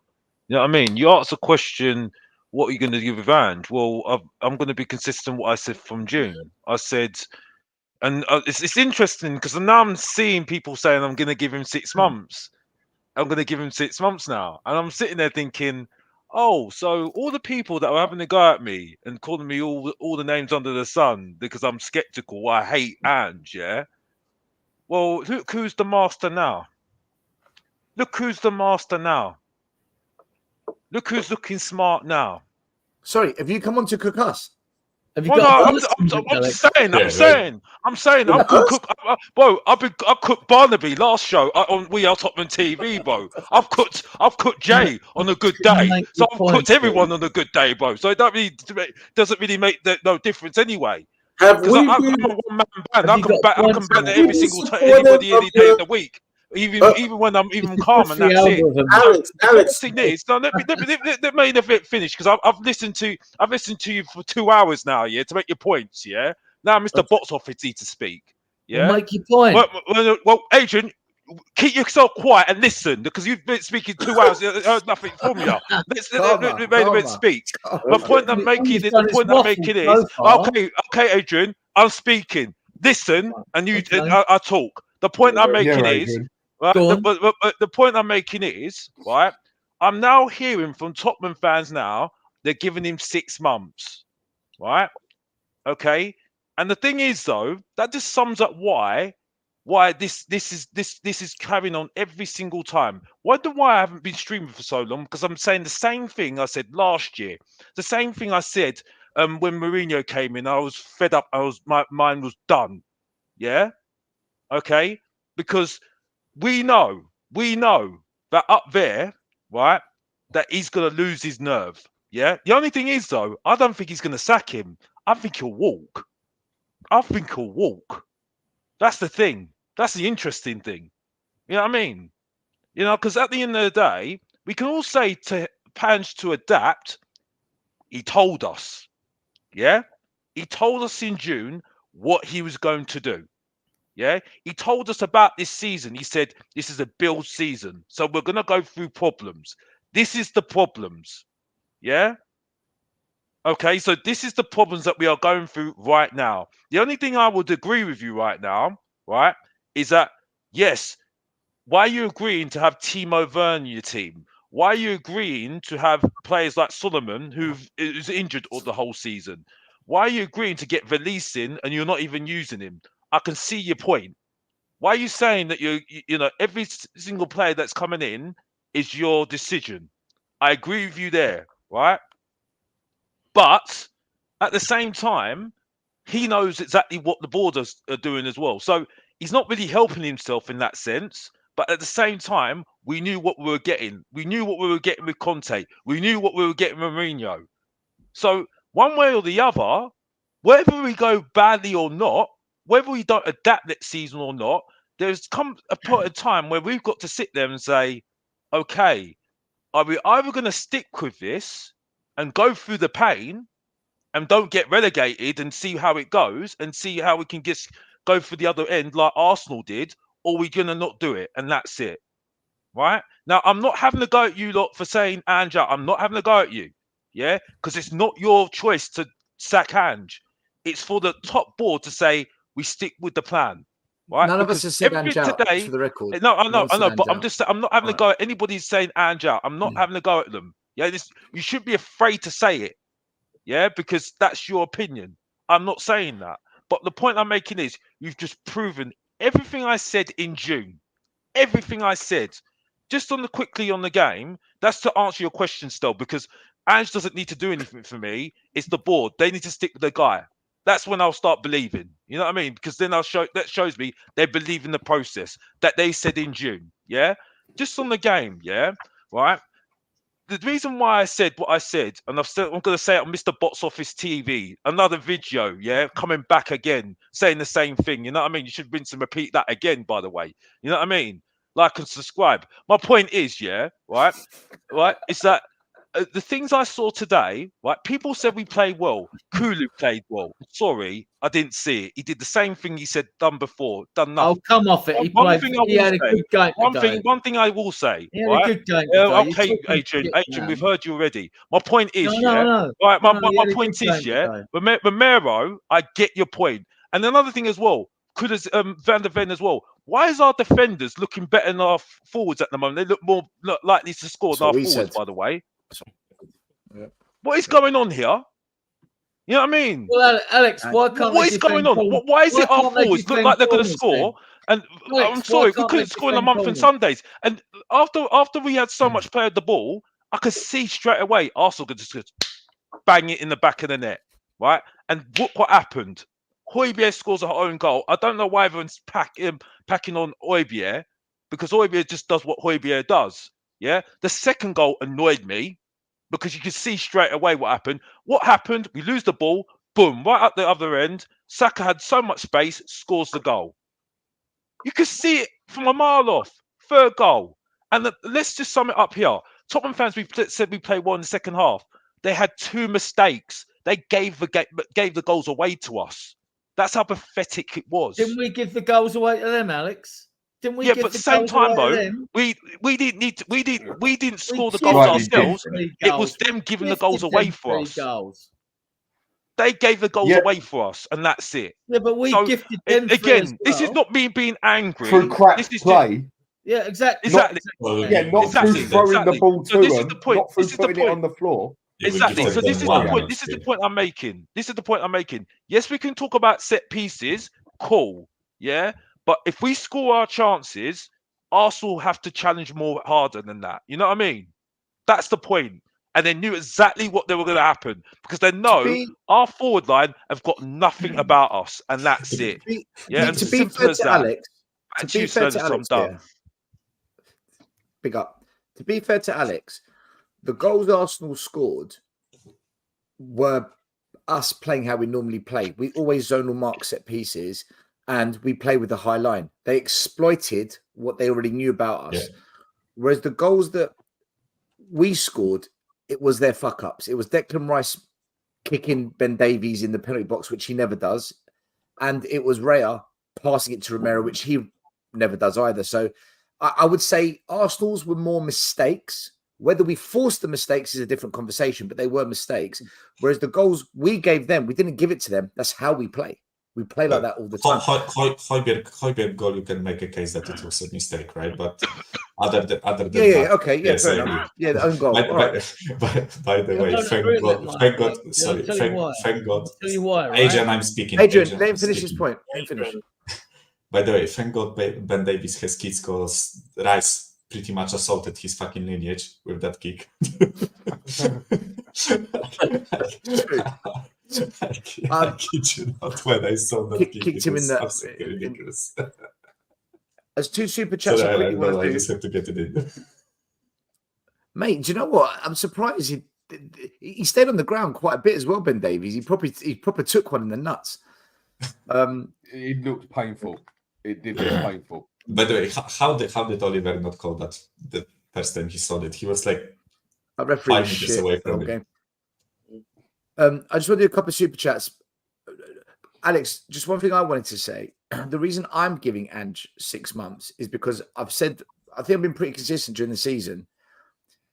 I feel that a manager that comes into the club and loses their best player, Kane, without replacement, he deserves at least the following summer for him to be able to rectify that. And then let's see. That's why I say it, because I don't think he had a chance to fix the issue with Kane. I think that was just thrown on him a couple of days before the season started. Just 2 quick super chats. One from Jerome. Jerome, thank you very much, brother. He says, I know the lineup was not right and we were clueless on set pieces, but Michael Oliver definitely made it his life career to mess with us. Got away for the first pen, but then the second one in front of him, he was not going if not for VAR. It's exactly what Michael said, mate. We fully agree. We totally agree. You do have to question the referee in this one. I don't think you're going to find anyone here that disagrees too much with you. And then Della Spurs, big up, always super chats, says, Stel, I'm gutted. We may have given the scum the title. It's ironic in this new Ange era. It's Deadwood players that cost us 2 goals. Yeah, it is the Deadwood players that cost us 2 goals. Harry, please don't go there. Just please. block him. Murray, don't even just block him. Just block him. Bigger picture, our club is held back by sentimentality, complacency, and arrogance. And then Spurs, this is something that happens every single season, which is why at the start of the show, because you've just joined now, I put this up. I've seen it all before. I totally agree with you, brother. Someone wanted to say something before I did the super chats. I can't remember who wanted to say. Someone want to say something? Adrian wanted to speak. Adrian, yeah, you wanted to say something. I don't think the Højbjerg own goal was unlucky because unless we're going to be hypocrites, right? Ancelotti used to say that if you pressure teams and they concede an own goal, that's not down to luck. It's down to your pressure, right? Which I agree with, not in every case, because like obviously when we played away at the Emirates, they got a deflection off of Romero, I think it was, that they scored a goal. They didn't get goal on open play, right? So that's that. So I don't think that was lucky. I just think like that was pressure on us because we've been so poor defensively. So that's the only point I was going to make on that, right?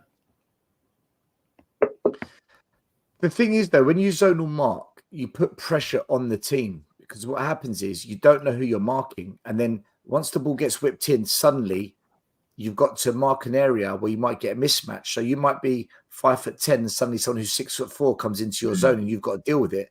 And that puts pressure. And from pressure, that's where mistakes happen. And that own goal came from pressure that led to a mistake. So I'm 50-50 on that one, Adrian, personally speaking. That's just my view. But I feel the way we defend corners, we're asking for trouble.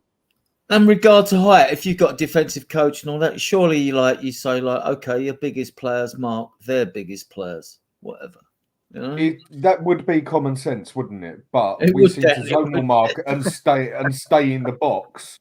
We don't with do all the that. Arsenal But players guys- behind us, and they just run into us, and we're like, And what's this happened? is why, when you're a fan Every of game. Italian football, Mourinho and Conte, why they always had units as defenders. They always had big defenders, Dan. Yep. 100% they always did. Well, 9 times Charlie, out of 10. let's say. But maybe there is some truth in what Eric Dyer said about not going through what the other team does. Because every time we see that with the set pieces, their tallest players are always walking through, and there's always something going on in the box. And it's with a lot of things, because there's always a lot of flaws that we don't see in the first half, and that happened in the second half. And then we start to change a little bit. It's not a lot, but then we start marking a bit more. I feel like because Ange is not like communicating a lot about what the other team's doing, it's not working in our favour. Let me tell you something. Right? By the way, Phil Coyce, thank you very much for super chat. He says we've got our Tottenham back. Remember that. Come on, you Spurs. He's taking the pick. Just a couple of things I want to say. Sorry, can I just want to say, I reply to Charlie, then 100% take the floor. I've coached long enough to know when I can see something that's coached or whether it hasn't been coached. We do not coach nowhere near enough on defending. And there's 2 things that I see that tells me that. One is how we manage set pieces. The biggest one is this. When we recover, when we've got to make these speedy recovery runs, the amount of times players don't know where to run. I see it time and time again. They look over their shoulder to see what's going on. And it's almost like they don't know who's around them. And when they do see what's around them, the run doesn't make sense to me. And I see it time and time and time again. I actually believe our players are told, just sprint back, go engage the ball, or just try and follow the ball, as opposed to actually taking a positional place up to try and delay them or try and dictate which direction they should run in. And I can see that. I saw it today with Ben Davies. I saw it a couple of weeks ago with Basuma. I've seen it with Van der Ven sometimes. Just my take on it, Charlie. I don't think we coach defending too much at the club. Just going back to the game, a couple of things. Number one, and I forgot what stream I was watching, and they had a valid point with Vicario. He gets easily too bullied at set pieces.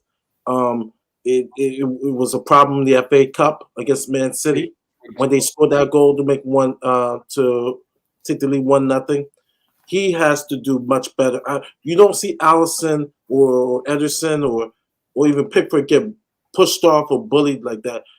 I mean, you have to make an attempt to stand your ground, but also to, go after the ball, punch that thing out. I mean, Vicario, he there's some things that are very good about him, but when it comes to set pieces, man, he has to, he has to show some balls, man. He has to man up and toughen up, man, because he's getting punked by these teams. It's not good. I forgot who was talking about that on another stream, but it's a valid point. Another thing too. But Mari, can I just say something? Mari, these are the same people that were saying to us, "Oh, you don't see what Ange's cooking. You're not doing this. You're not doing that." I'm seeing people now, right, that were bigging up Ange. Yeah, now they're all saying, "Oh, he needs to adapt now." Oh my gosh. But the first 10 games were very good. I agree. You know what I mean? We do this to every manager. Last word of Spurs tonight.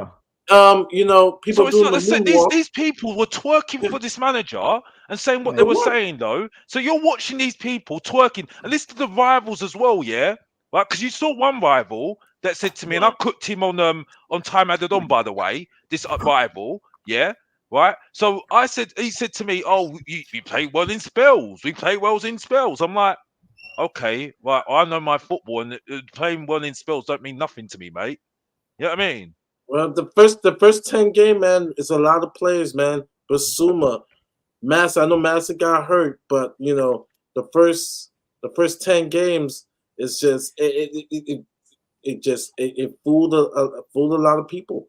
And right now, people saw more video, they saw more things. But another thing, someone put it in the chat about passing out of the back, which now you look at going into, because we're talking about going into next season, man, our midfielders, they have to play better, because I agree with Sava. It shouldn't take a point of where Romero is playing the 6 and the 8. He is getting the progressive passing into our 3. He was literally our striker, Mari. Huh? He was literally our striker, Mari. He was our striker. He was our 6. Yeah, because he was literally. 8. He could have scored 2 chances. Literally, I was there and I saw it. He hit the woodwork, and literally he was like up front. He might as well just been up front. And even Van der Ven, when he scored that chance, right, which he was unlucky, it was offside. To be fair, right, that was like a striker's goal. Let's be honest here. By the way, Michael, guys, wait. Dan wanted to ask a question. I did say I'll go back to him. Okay, no, I was just going to finish my point. I was just going to say that. Yeah, sorry, Maury. Sorry, I thought you finished. I was just going to say that, if playing out of the back is going to be the staple of Ange's way of playing football, then my opinions about Basuma. Sar's going to have to improve. It's going to have to be better. It's going to have to be better. And that's, I think that is one of the big takeaway that you come out of the game, and then also just the mentality of some of the players. Like I said, I called out the team, and and me, I've been harsh on Kulu, very, very, very harsh on Kulu this season. I would say one of his best game probably in months. Still want him gone. But he did a pirouette today, and I was just like, oh, okay, where has this been? And this Kulu? Where has this been? And so, that's sort of the things I take out this game. And going into the Chelsea game, where they got Cole Palmer and stuff like that, it's not, well, first of all, we're going to Stamford Bridge. We're not winning that game. Yeah, we're not winning that game. It's going to be, I'm not going to say anything more. They will turn into fucking Terminators. Chelsea always do. Yeah, Jackson will turn into Haaland.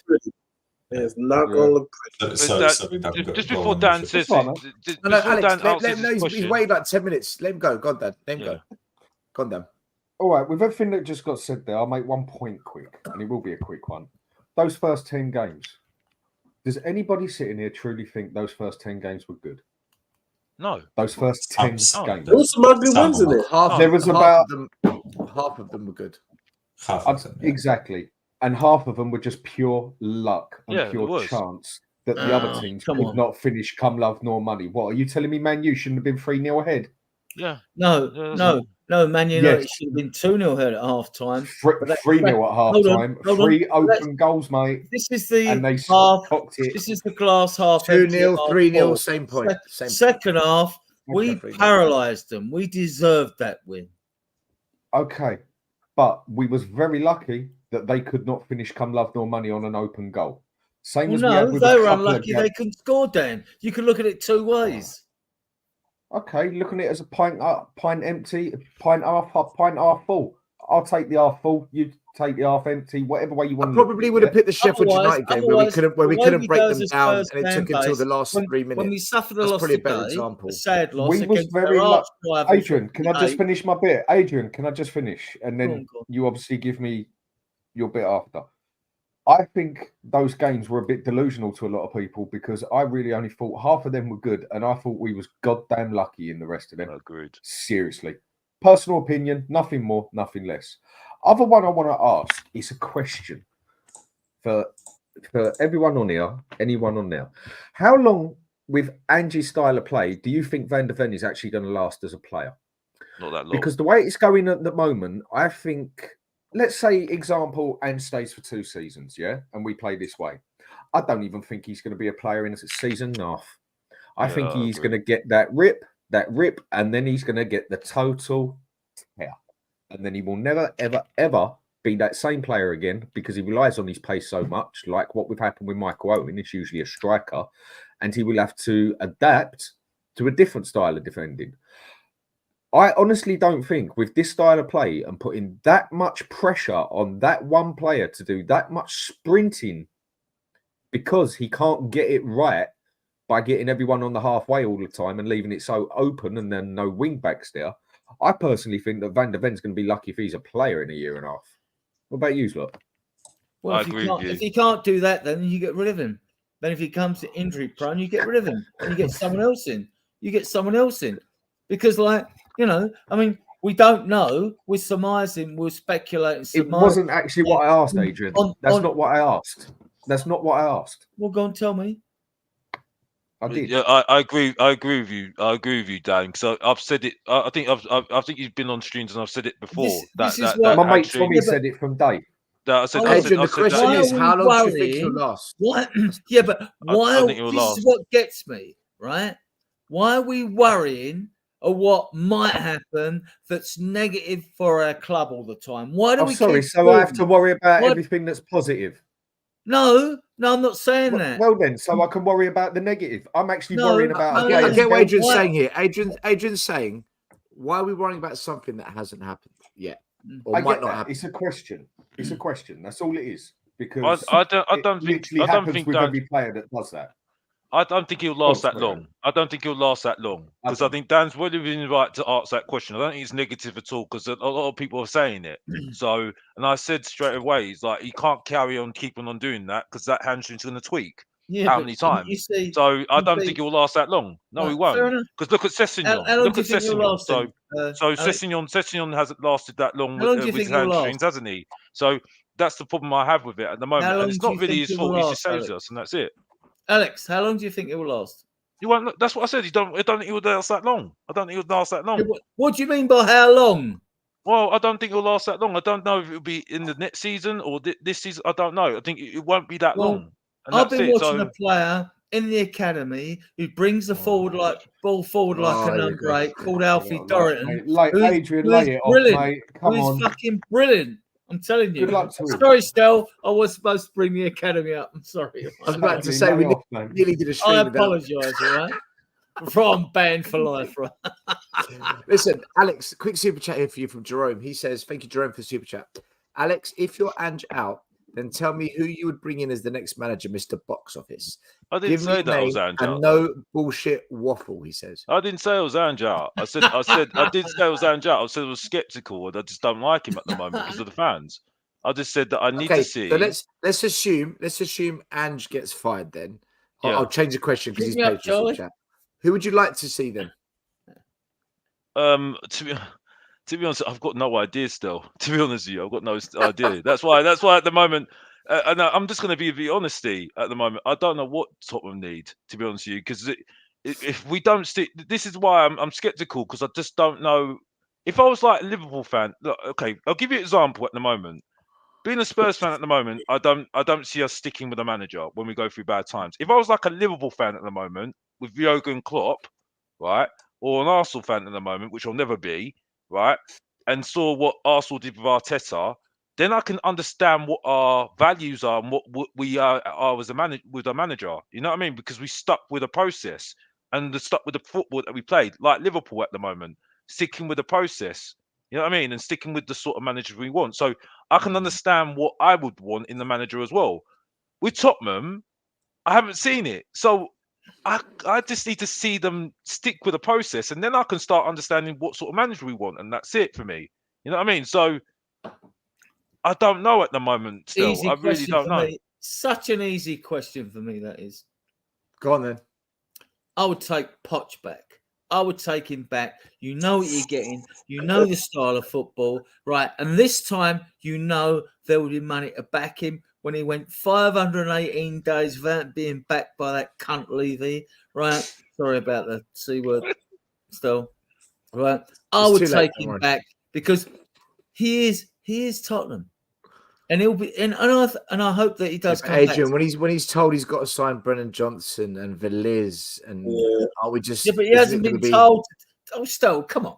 Adrian, you ever hear the term that? Do you think Ange Postecoglou told this board, "I want Veliz"? Do you think he told the board, "I want Veliz"? One thing, Veliz was not brought. Look, this is the other thing. But that's my point. So if you're going to give these players progress and the same growth of the Poch club had before. is not on like seasoned players. You also have to bring young players in. Like our academy's done brilliantly. They've won their league yesterday.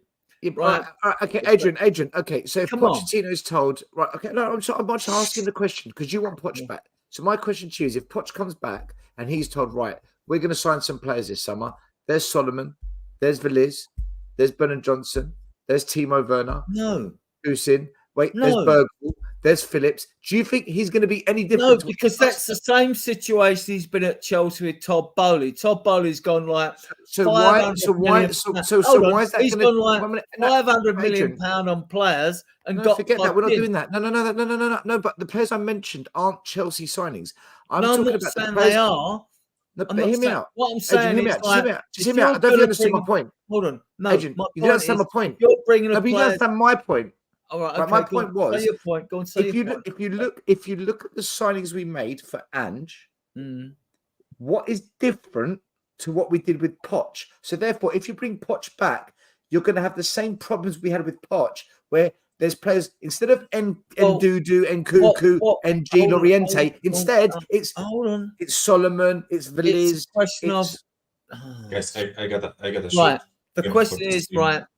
Are Michael, they? big up. Please come, are man. they? Michael, you're a genius, right? You're great. You know your stuff.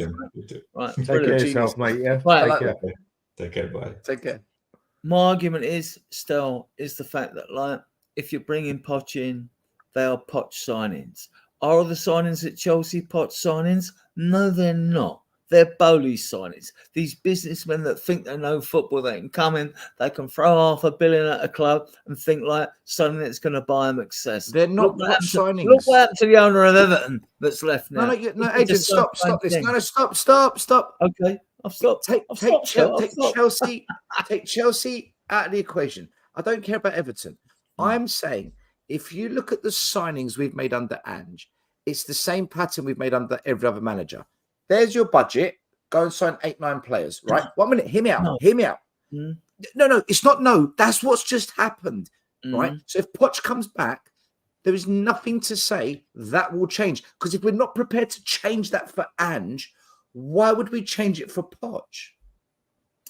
I get the argument, right? I get the argument, and I don't know if with some of the recent signings with Johnson and VDV, because like there were rumours at Celtic he liked the look of VDV, right? We know some of his. I I'm talking don't about know the Liz how much his interest Solomon, was in actually the Ashley Phillips Johnson, because like I wasn't keen on Johnson, so I'm a bit biased anti-Johnson in that way, right? I don't know if his interest is that much in Johnson, but we know that Paratici and others had looked at him for quite a while, seen a player with potential. Yeah, we get him.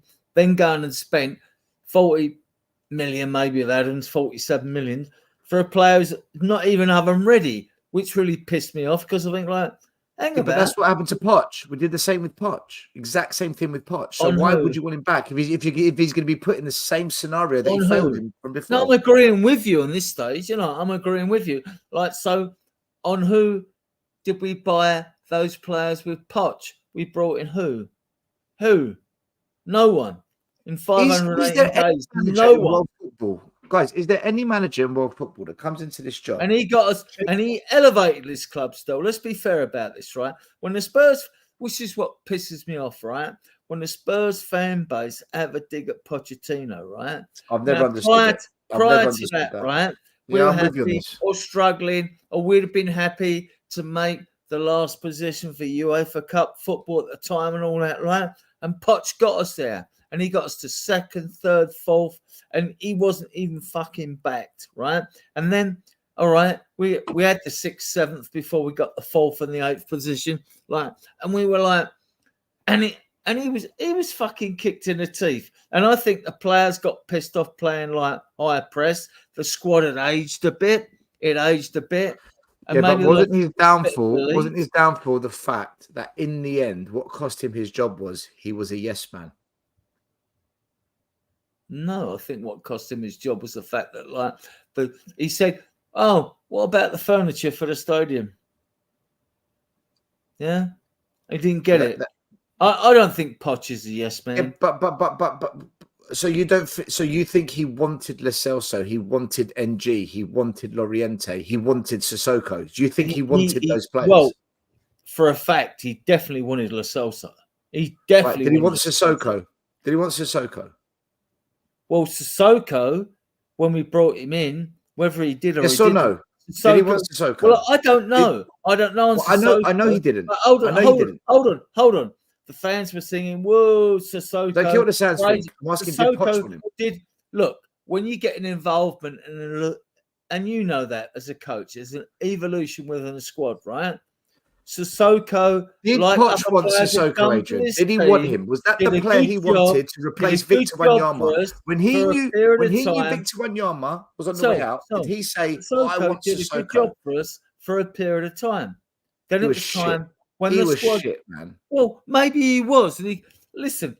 He had the touch of a fucking rapist, right? But I mean, like, if for a period of time with the team, right, he did a good job. Right? No, because we were at that level where we couldn't elevate ourselves. But for that period of time, when we sold Carl Walker, Adrian, did Pochettino tell Daniel Levy, "Get me Serge Aurier"? That's the perfect replacement. No, because Walker went in 2007. So this is my point, Adrian. This is my point. No, I'm agreeing with you some things, but you're twisting the conversation around to other things. Because you said you would want Poch back at this club, and I'm saying, what's the point? I would take him back. We're still signing players that don't make sense. Experience, hold on, with experience at Spurs, after Southampton, and then going to PSG, then going to Chelsea. He might do so well at Chelsea that he'll never want to come back.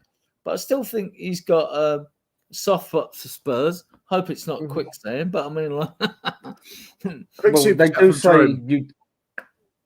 I'll read the super chat, then I'll go to Dan. Under Poch, we bought NG and Kudu, Jack Clark, and they were awful players. Poch wanted Fernandez and got Lo Celso instead. This is my point. Dan, say what you want to say, but also... This is just bullshit, isn't it? We're assuming that Poch didn't... He didn't have no say in the signings, did he? Let's be fair. No, but that's what he's saying. This is what he's saying. He's agreeing with you. Dan, let me ask you a question, right? No, sorry. Say what you wanted to say. Let me ask you the question as well, on top of what you're going to say. Is there any manager that comes into this club that shifts the direction of how we buy players and actually has a plan where it's not where the club say, this is how we do things here, can you do it our way? But where a manager comes in and says, listen, this is how I do it, this is how you get success, and this is how you play good football as well. But you need to do it my way because your way doesn't work. Is there any manager that, or can even meet the club halfway where there's some kind of, well, I'll do a bit your way, but you've got to do it my way as well? Is there any manager that comes into this club and genuinely can function under the criteria of Levy and Enoch? So say your thing and then answer my question, if you don't mind. Well, it was what you basically said is what I was going to say. Like, ask a question like, is there a manager about? So, yeah. I mean, it's all good saying I'd love Simeone as a manager. Now, the way I like my football played, I'm a big Conte fan. Conte don't play dinosaur football, and Conte's football is not, it is not slow. He sits back, builds it up, counter-attacks and attacks fast, fluid, quick. He just didn't have the bloody players to do it. He'd done it year in, year out. They still do it year out and year out and everywhere else. It works as fast attacking football. That is why they won a league, conceded about 16, 17 goals, and definitely banged in a large amount. I personally think if we do go for a manager, we have got to go for a manager who's not too big, but is willing to learn. I think we have got to take that next learning off of Arsenal and not go for the fella that's never really done much in the big football world and has only got one way to play, and go for a fella that has got ideas. Go for a fella that wants to do things. Go for a fella that's got ideas and you can see he can adapt season by season. Real Madrid, their second team. Because I don't think he'd be hanging about there long enough to get the job in the first place. Basically doing Arteta there. And then it's where the ball has got to stick to them 110%. Dan, would you take a Vincent Company? I know Burnley haven't done well. Would you take a Vincent? Guys, hold on a minute. But Arteta was backed. He was given 100 million to buy Declan Rice. We're not prepared to do that as a club. Yeah, so that was over 4 years. We need to see basically what a manager can do in 2 years. That's literally the stage we're at. And if we have another manager that just can... The reason it's so tricky with Ange at the moment is because we have blatantly got ourselves a lump that really does not know how to change his way of play.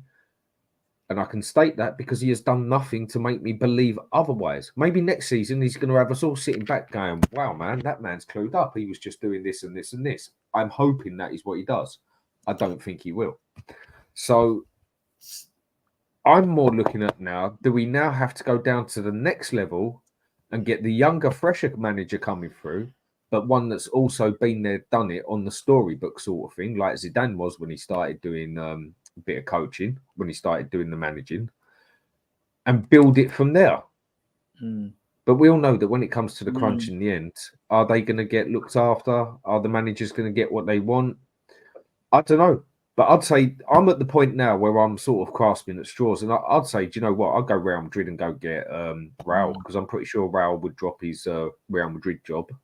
Was I missing something today in the game when I thought like Basuma has got his position under threat? When he came on, actually, there was a he played all right. I thought there was a bit of urgency in his play, actually.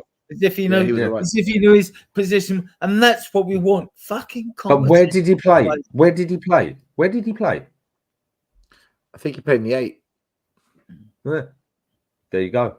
I've been saying it now. I mean, without doubt, Romero and Kula were the best players to do. No, but Adrian, Basuma played in the 6. I was looking at him because I thought like I was looking at players who I thought have been shit lately, and I thought like, well, you've been fucking shit. Maddison's been shit. Right? Want to see more. Maddison did his usual thing. Have a lot of the ball, but do fuck all with it. Right? And I looked at Basuma like, and actually in the second half, when we were pushing forward, I know we got the penalty and all that. Like, I thought, actually, you start to show something what you showed in the first 10 games of the season, and want to see more of it. But like, you know, obviously we didn't get a result. You know, we got a 3-3. Our whole perspective on this podcast would be totally different, but it wasn't. You know what I mean? I don't think it would be. I honestly don't think it would be. He Because I is think not- there'd still be talking people about He is- having the same thing that he does not Yeah. adapt his game. Basuma, That is what everyone has got a Basuma problem is with. not a shit player. He seems to needs to kick up the fucking arse. And I think he's thinking, Or to be played in the guys, right just a position question helps for as you. well. Just a question for you all. Was you happy with the squad that was announced today? Because I wasn't actually. It surprised me. I was because Was you? the thing I wanted was Højbjerg on that pitch. Mm. And I wanted Højbjerg on that pitch for a reason. And I thought he'd actually must have listened to me or something when he put Højbjerg on there. As all I wanted Højbjerg on there to do was just play as the anchor man, stay there, don't go past the halfway line. But keep he was your picked. eyes Again, on. he was picked. Yeah, I know he was. That's what I'm talking about. Mm. Yeah. And basically stay there as the anchor man. Don't even go. Had a few again. Yeah. Don't go past the halfway line. And as all I wanted Højbjerg on that pitch for was to muscle up Odegaard. Because Odegaard ain't no he's a softie. And so Højbjerg, I wanted him to muscle into him, take his ankles out, be dirty, like everyone else does with Saka, like everyone else does with Maddison and that. Give him a rough time. I don't care about you getting the ball, this and that. Just make this fella's life hard.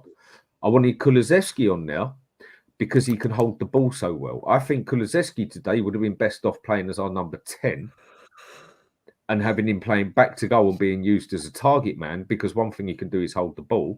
I would have had Maddison on the left wing and have him as an open playmaker. Son on the right, Richie in the middle is how I wanted it today. Going forward, what do we do? I mean, this loss, and I don't want to hear we win in life. It's never good when you, when you lose to your rival. And yes, it was expected that we were going to lose to our rival, but how do we end this season? Because we're not catching Villa. I know we have games at hand. We got Chelsea, Liverpool, Burnley, and City left. And so how do we bounce back against Chelsea, which we play in a couple of days? We have to go on the road. We got to go Stamford Bridge, a place that it's just a house of horrors. We don't win. Let's talk about this. How does this team move forward, or it's just not. We just. Well, one win virtually gives us. But I want to maybe hear from box office, because the people in the chat want to hear from him. What do we need to do this last 5 games to end on a positive note? Because last season we ended on a disastrous negative note. What do we do? Possible? I don't care what happens this season now. I don't so care. You checked out like me? Yeah, no, I checked out a long time ago, Mario. I've said this how many times now?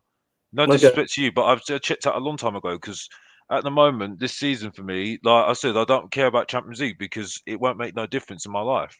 You know what I mean? I think it would be worse for us next season if we get Champions League.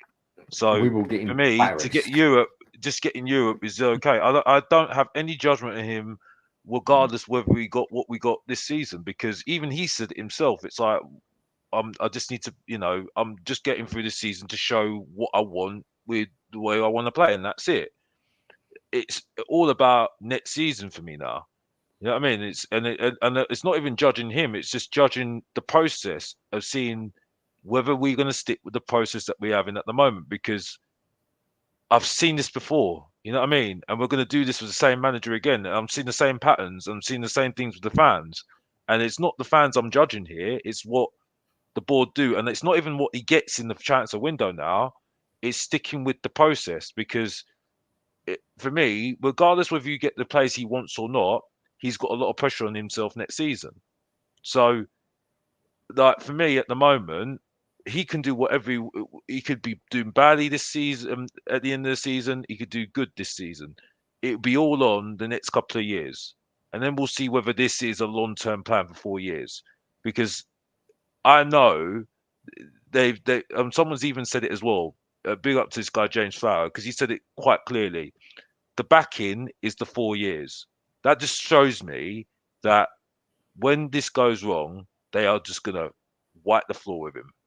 Yeah, but I don't think they'll let him do that. I think he'll just walk. I just don't think he'll walk. I just think he'll just walk. That's what Ange will do. And then we'll be back to square one again. So it's like I think it's just all on next season now and see what happens. You know what I mean? So that's what it is now, isn't it, mate? It's just sit back and wait. I zoned out a long time ago, Dan. And the only game I'm interested in now, mate, is City, and I hope we get. I hope we lay back and take it off City. Yeah, I mean, listen, I was only interested in the derby. I was only interested in the derby because it's the derby. That's it. Here's an evil question. It's just like for me. It's next season now. It's next season. It's like I zoned out. You know what I mean? It's like here's an evil question. There's nothing, and I'm seeing the same things as well. I kind of called it earlier in the part of the season that I was seeing the same patterns anyway. You know what I mean? So it is what it is, and I just don't think you can't take too much from this season now. I think the problem is that we had the first 10 games and everyone's expectation went out there, and everyone said, "Oh, we now believe in Ange." And I think the thing is though, Dan, whether I agree with Dan or not, he summed it up perfectly with Ange. He didn't need to do that much, then just play it forward, and he summed it up perfectly. I mean, I might as well call him box office because that is a box office take just right there. Just right there, because he just summed it up perfectly. But no one wants to understand it. And people the thing that really annoys me, I'm not having a go at people, but there's certain people out there that keep on saying, "Well, did you see the first 10 games? Oh, he needs time, though. The fans need to give him time." And it's just like they just don't get it. They just do not get it. You know what I mean? I got a question for you in the chat, right? If the title goes down to the last game of the season and Spurs have got to play Man City, would you want us to throw the game? Yes. So that Man City won. So that Man City won the title. Yeah. Now I wouldn't, because I believe you should go. Now I'm a naive old sod, right? I wouldn't, because like I believe you should try and win every game. But would you? And the chat, let's see you in the chat, guys, right? Would you want us to throw that game or not? They said this. They said this on the football terrace because they got Dan. Did they? I didn't see it. Yeah. I said, look, I've already checked out, but I go into every game. I support my club. I love my club, and to get a result. So we lose, you're disappointed, but I won't be heartbroken if we lost to Man City. I may be disappointed, but I won't get be that, Murray, but that's not the point. Because I know that City would then still be on top and call me shameless, and I'll be shameless. City on top is a good thing. So I have got to that point where we could lose every game of the season now, and I could not give a monkeys. It's done. It's dusted. It's over. If we go and get banged up, that's a cop out, right? Why is that a cop out? What else have I got more to play for this season? Give me something I've got to play for this season. Mix the box office. Would you like us to throw it? Man City. Yeah. I don't care. I don't want Arsenal to win the league. So, like for me at the moment, I wouldn't mind. I don't care if City win. I think we should go out to win every game. Personally, I don't really care because. Me being naive, but for me at the moment, I couldn't care less anything. Yesterday was the best day going because I knew that today I'm not letting Tottenham ruin my weekend. So I didn't think about football yesterday. Fair Fantastic. Big up Kuva, by the way, because that's the inspiration. Kuva, yeah. Big up the best, the funniest guy on YouTube, by the way. No, he's Yeah. fantastic.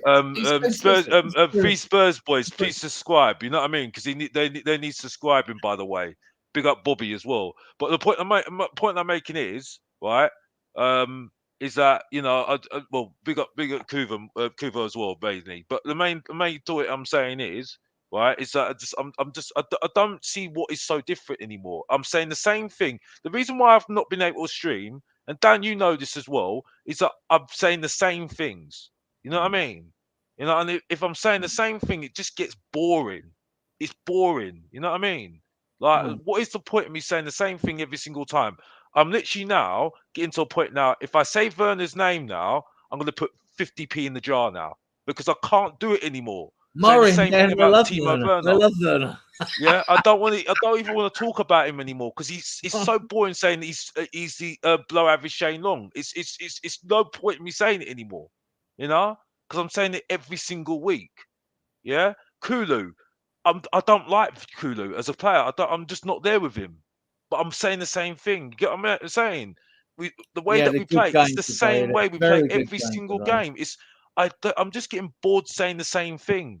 And nothing's changed my mind. You know what I mean? And I don't see this changing next season. You know, and this is not a slight on Ange. It's just because I've been ingrained in this culture. And ultimately, that Spurs, like I said, and I don't want to go back, but unfortunately we have to go back. That Spurs fan that was defending Tottenham to thick and thin has just completely evaporated. And unfortunately, they're not giving me a reason to. And You this is can't not on defend Ange. the indefensible. This You is not can't on do Ange now. You This can't is do on the board now, and Tottenham Hotspur. It's evaporating.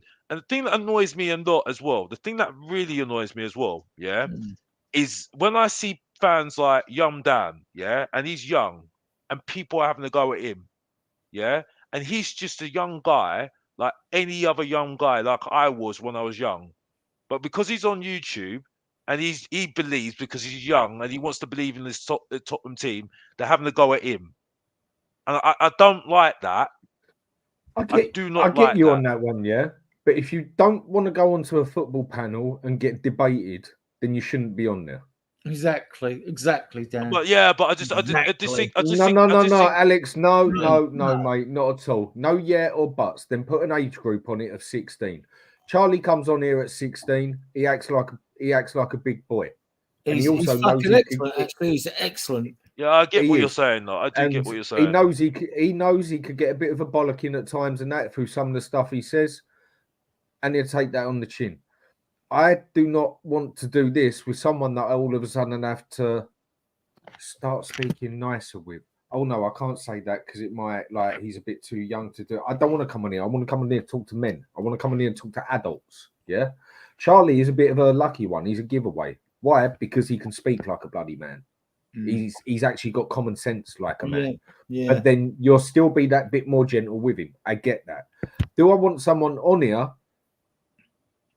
who isn't as level-headed as that and just chats it consistently and he's not even willing to see the other side, and then we all have to sit here and just agree with him just to keep him happy because he's 14? No.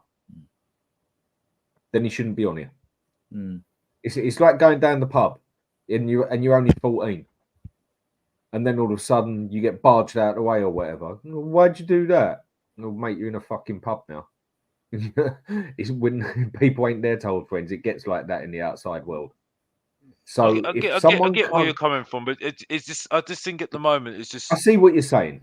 I think it's a difficult subject. I didn't want to, but it's just I've seen a lot. I haven't seen it, but I saw a little bit of the football test. I've got to be honest, and I was sitting. I'm like, you know what I mean? Mate, and this is where this is difficult at the moment because the thing is, though, it's not his fault. Tottenham are the way they are at the moment. You know what I mean? I think that a lot of young kids that are Tottenham fans we've had that feeling, haven't we? You know what I mean? So we've had that sort of thing, isn't it?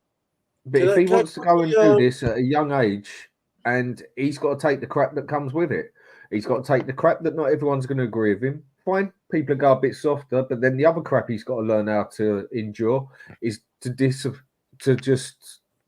take away half of what some dickheads throw abuse at him. Yeah, because there's always some nasty bastard out there who wants to just put something nasty at you, and they have to learn how to adapt with that as well. So at a certain age, maybe they shouldn't even be on here until they're 16. Can I quickly recognize Go for Ed it, X? mate. Sorry. Big up. He became a YouTube member, and he also put in a super chat. He says, give me 1 second. This is for box office. He says, it's the box office TV has been consistent for ages. Much respect. Yes, you have, mate. And I've bigged you up enough times on my shows, in front of you, in front of others. How some people have liked to really try and stick onto you, and now they're sitting there, a lot of people sitting there thinking, shit, he basically foresees the future. About 70% of it. And it looks like there's another 20% of that could go that way as well. Yeah. Fair play to you, Alex, mate. Hi, guys. Wife, I just forgot. You were just being spoke about, mate. I missed the box office. Charlie, how'd your night go anyway? All right. No, listen. Seems Listen, like- it's just for me at the moment. Like I'm listening. Like, listen, I'm not here to big myself up too much, but it's just the thing is though. It's just because I've seen this so many times, and I've gone on my life, and you know I've grown as a man now, and I've seen this, and I've kind of now know how it is now with football. That's why I feel the way I feel at the moment. You know what I mean? And this is what it is, isn't it? And at this thing at the moment, it's just like with Arsenal winning. If Arsenal win the league, and we've been better than Arsenal we've been better than Arsenal certain seasons, haven't we? It's kind of, it shows you where we are at the moment. And like I said, we've seen Leicester City win the championship. We've seen Chelsea win the championship how many times? We've seen Liverpool, who were behind us before when we had Poch, get Klopp in, do what they done.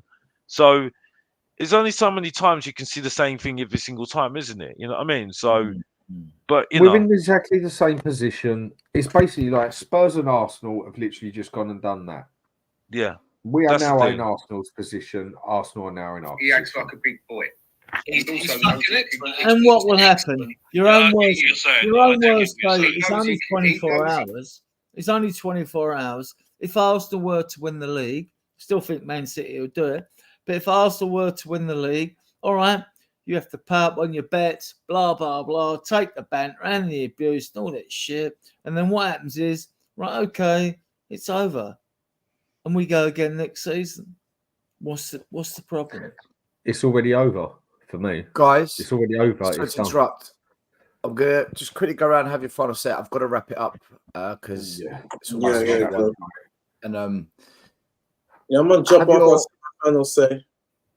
I'll say Murray, my go for it. I mean, I predicted that we were gonna lose 2-1. Didn't think we were gonna go down 3-0 in the first half.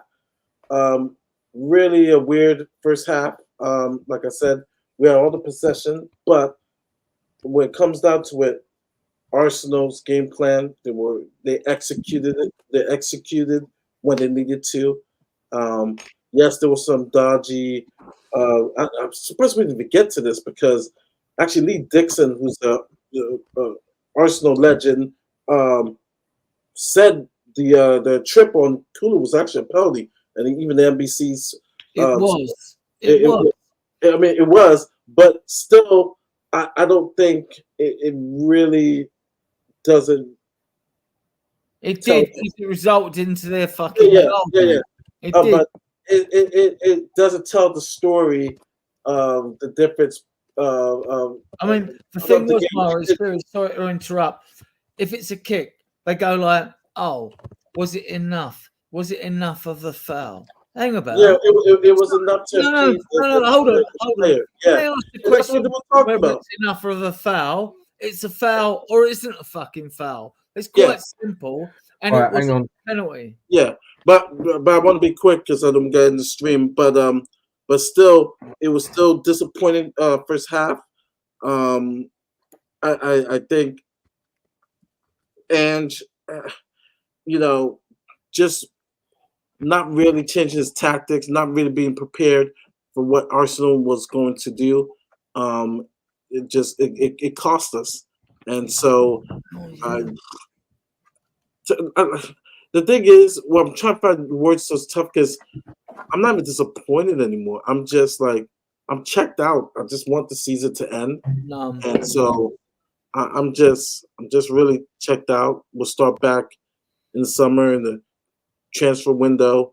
I mean, I'm ready for international play. I'm ready for Copa America. I'm ready for the Euros. We're going to win the UEFA Cup next year. Like, don't worry about it. All right, quick one. I've got to say goodbye. I'm getting walked off because my medications are kicking in. Yeah, go for it. Everyone, bollocks to Arsenal, and always good to be on the show. Cheers for letting us on still. Any work, Always, I'll be on Hotspur Hood, and I'm going to get carried to bed because I'm literally going to pass out. So, Dan, great to see you. Bye, Dan. Great to good see to Dan. you. Take care. Good night, Dan. Take care. Alex. Well, yeah, thank you for inviting me on the show. And like I said, this is actually me tame. You know what I mean? Because like I said, I'm bored. You know what I mean? I'm saying the same thing I've said before. So, I just think at the moment, I'm zoned out. I'm going Man City. Big up to the people I saw at the stadium today. Big up to Ellie as well. Yeah, big up to her.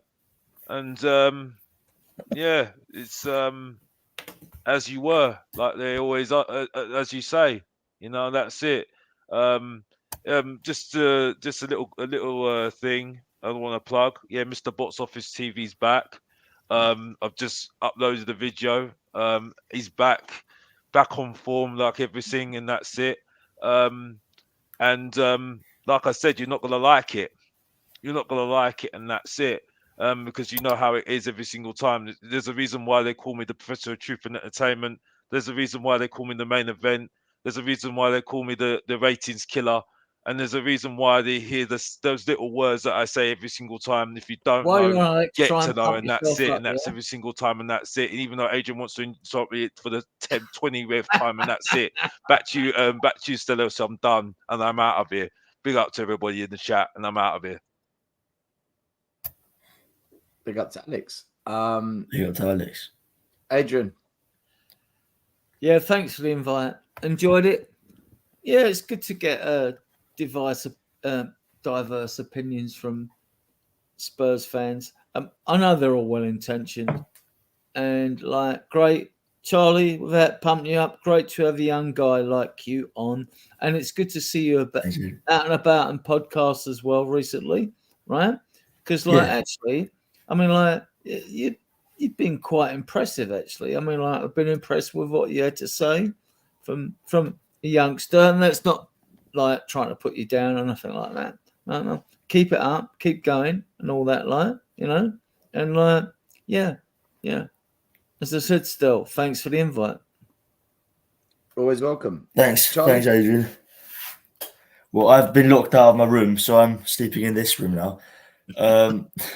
Can't get in. So basically, thanks for having me on, Stel. Really enjoyed it. Didn't talk as much this time, but was very tired, so didn't really have anything to say. Still, thanks. Really nice meeting you today. Really, really enjoyed that. Had a good chat with you. Oh, it was lovely meeting you, my man. It was great meeting you. You and your friend. Yeah, you should. Yeah. Really good meeting you. Yeah. Follow me, guys. On Charlie Spurs N17 video coming out tomorrow. And yeah, that's it. Just I've been awake for 24 hours now, so I'm done. I'm gonna go to bed. You've had a busy one. You've had a busy one, my man. Yeah. I just want to say a few big thank yous to George channel member, Henry channel member, A user for the super chat. He put in a couple of super chats there. TJ Warren, although he's a gooner, big up to you as well, channel member. Scott M as always. G Chain, big up to you, another gooner. Stevie C, big up. Jerome, Della Spurs, Phil Coys, Jerome with a few super chats there. I think there's one here that we missed. No, I don't care who wins the title. I want to win, so I want a result against City. Big up to you. edX channel member and edX for the super chat as well. Thank you to all you guys for your donations and contributions. Everyone in the chat as well tonight, big up to you. I also want to say a massive, massive, massive thank you to you, the people that watch this channel, because tonight we have officially hit 19,000 subscribers. Wow. So big up to you guys. Come on, guys. Yeah. Get in, lads. The channel is growing. People like the content. They like the discussion. And I can only say thank you to all the guests we have on, because they make the channel. Without them and their views, what are we? We are. They do, apart just from me. me. Just me rambling about Levy. So, big up to the lot of people. Make the channel apart from me. I would like to put that point in, actually. There we go. Big up to Adrian, big up to Charlie, big up to everyone that came on the show tonight. Guys, listen, God bless, love you all. We're back tomorrow, 8:30 p.m. UK time for our Monday night pod. We'll have slept on it. We'll have time to analyze it. Iggy, Mari, hopefully Will, JP, Lee, and Maz. Matt. Be a different type of conversation. Probably feel worse. But listen, as always, come on, you Spurs. Come on, you Spurs. And come on, you Spurs. Come on, you Spurs. Leave you out. We've got Have a good one. We've got this, right? Thanks for watching, guys. Peace. The first game we look for, Robbie. Tottenham away. When we got Tottenham away.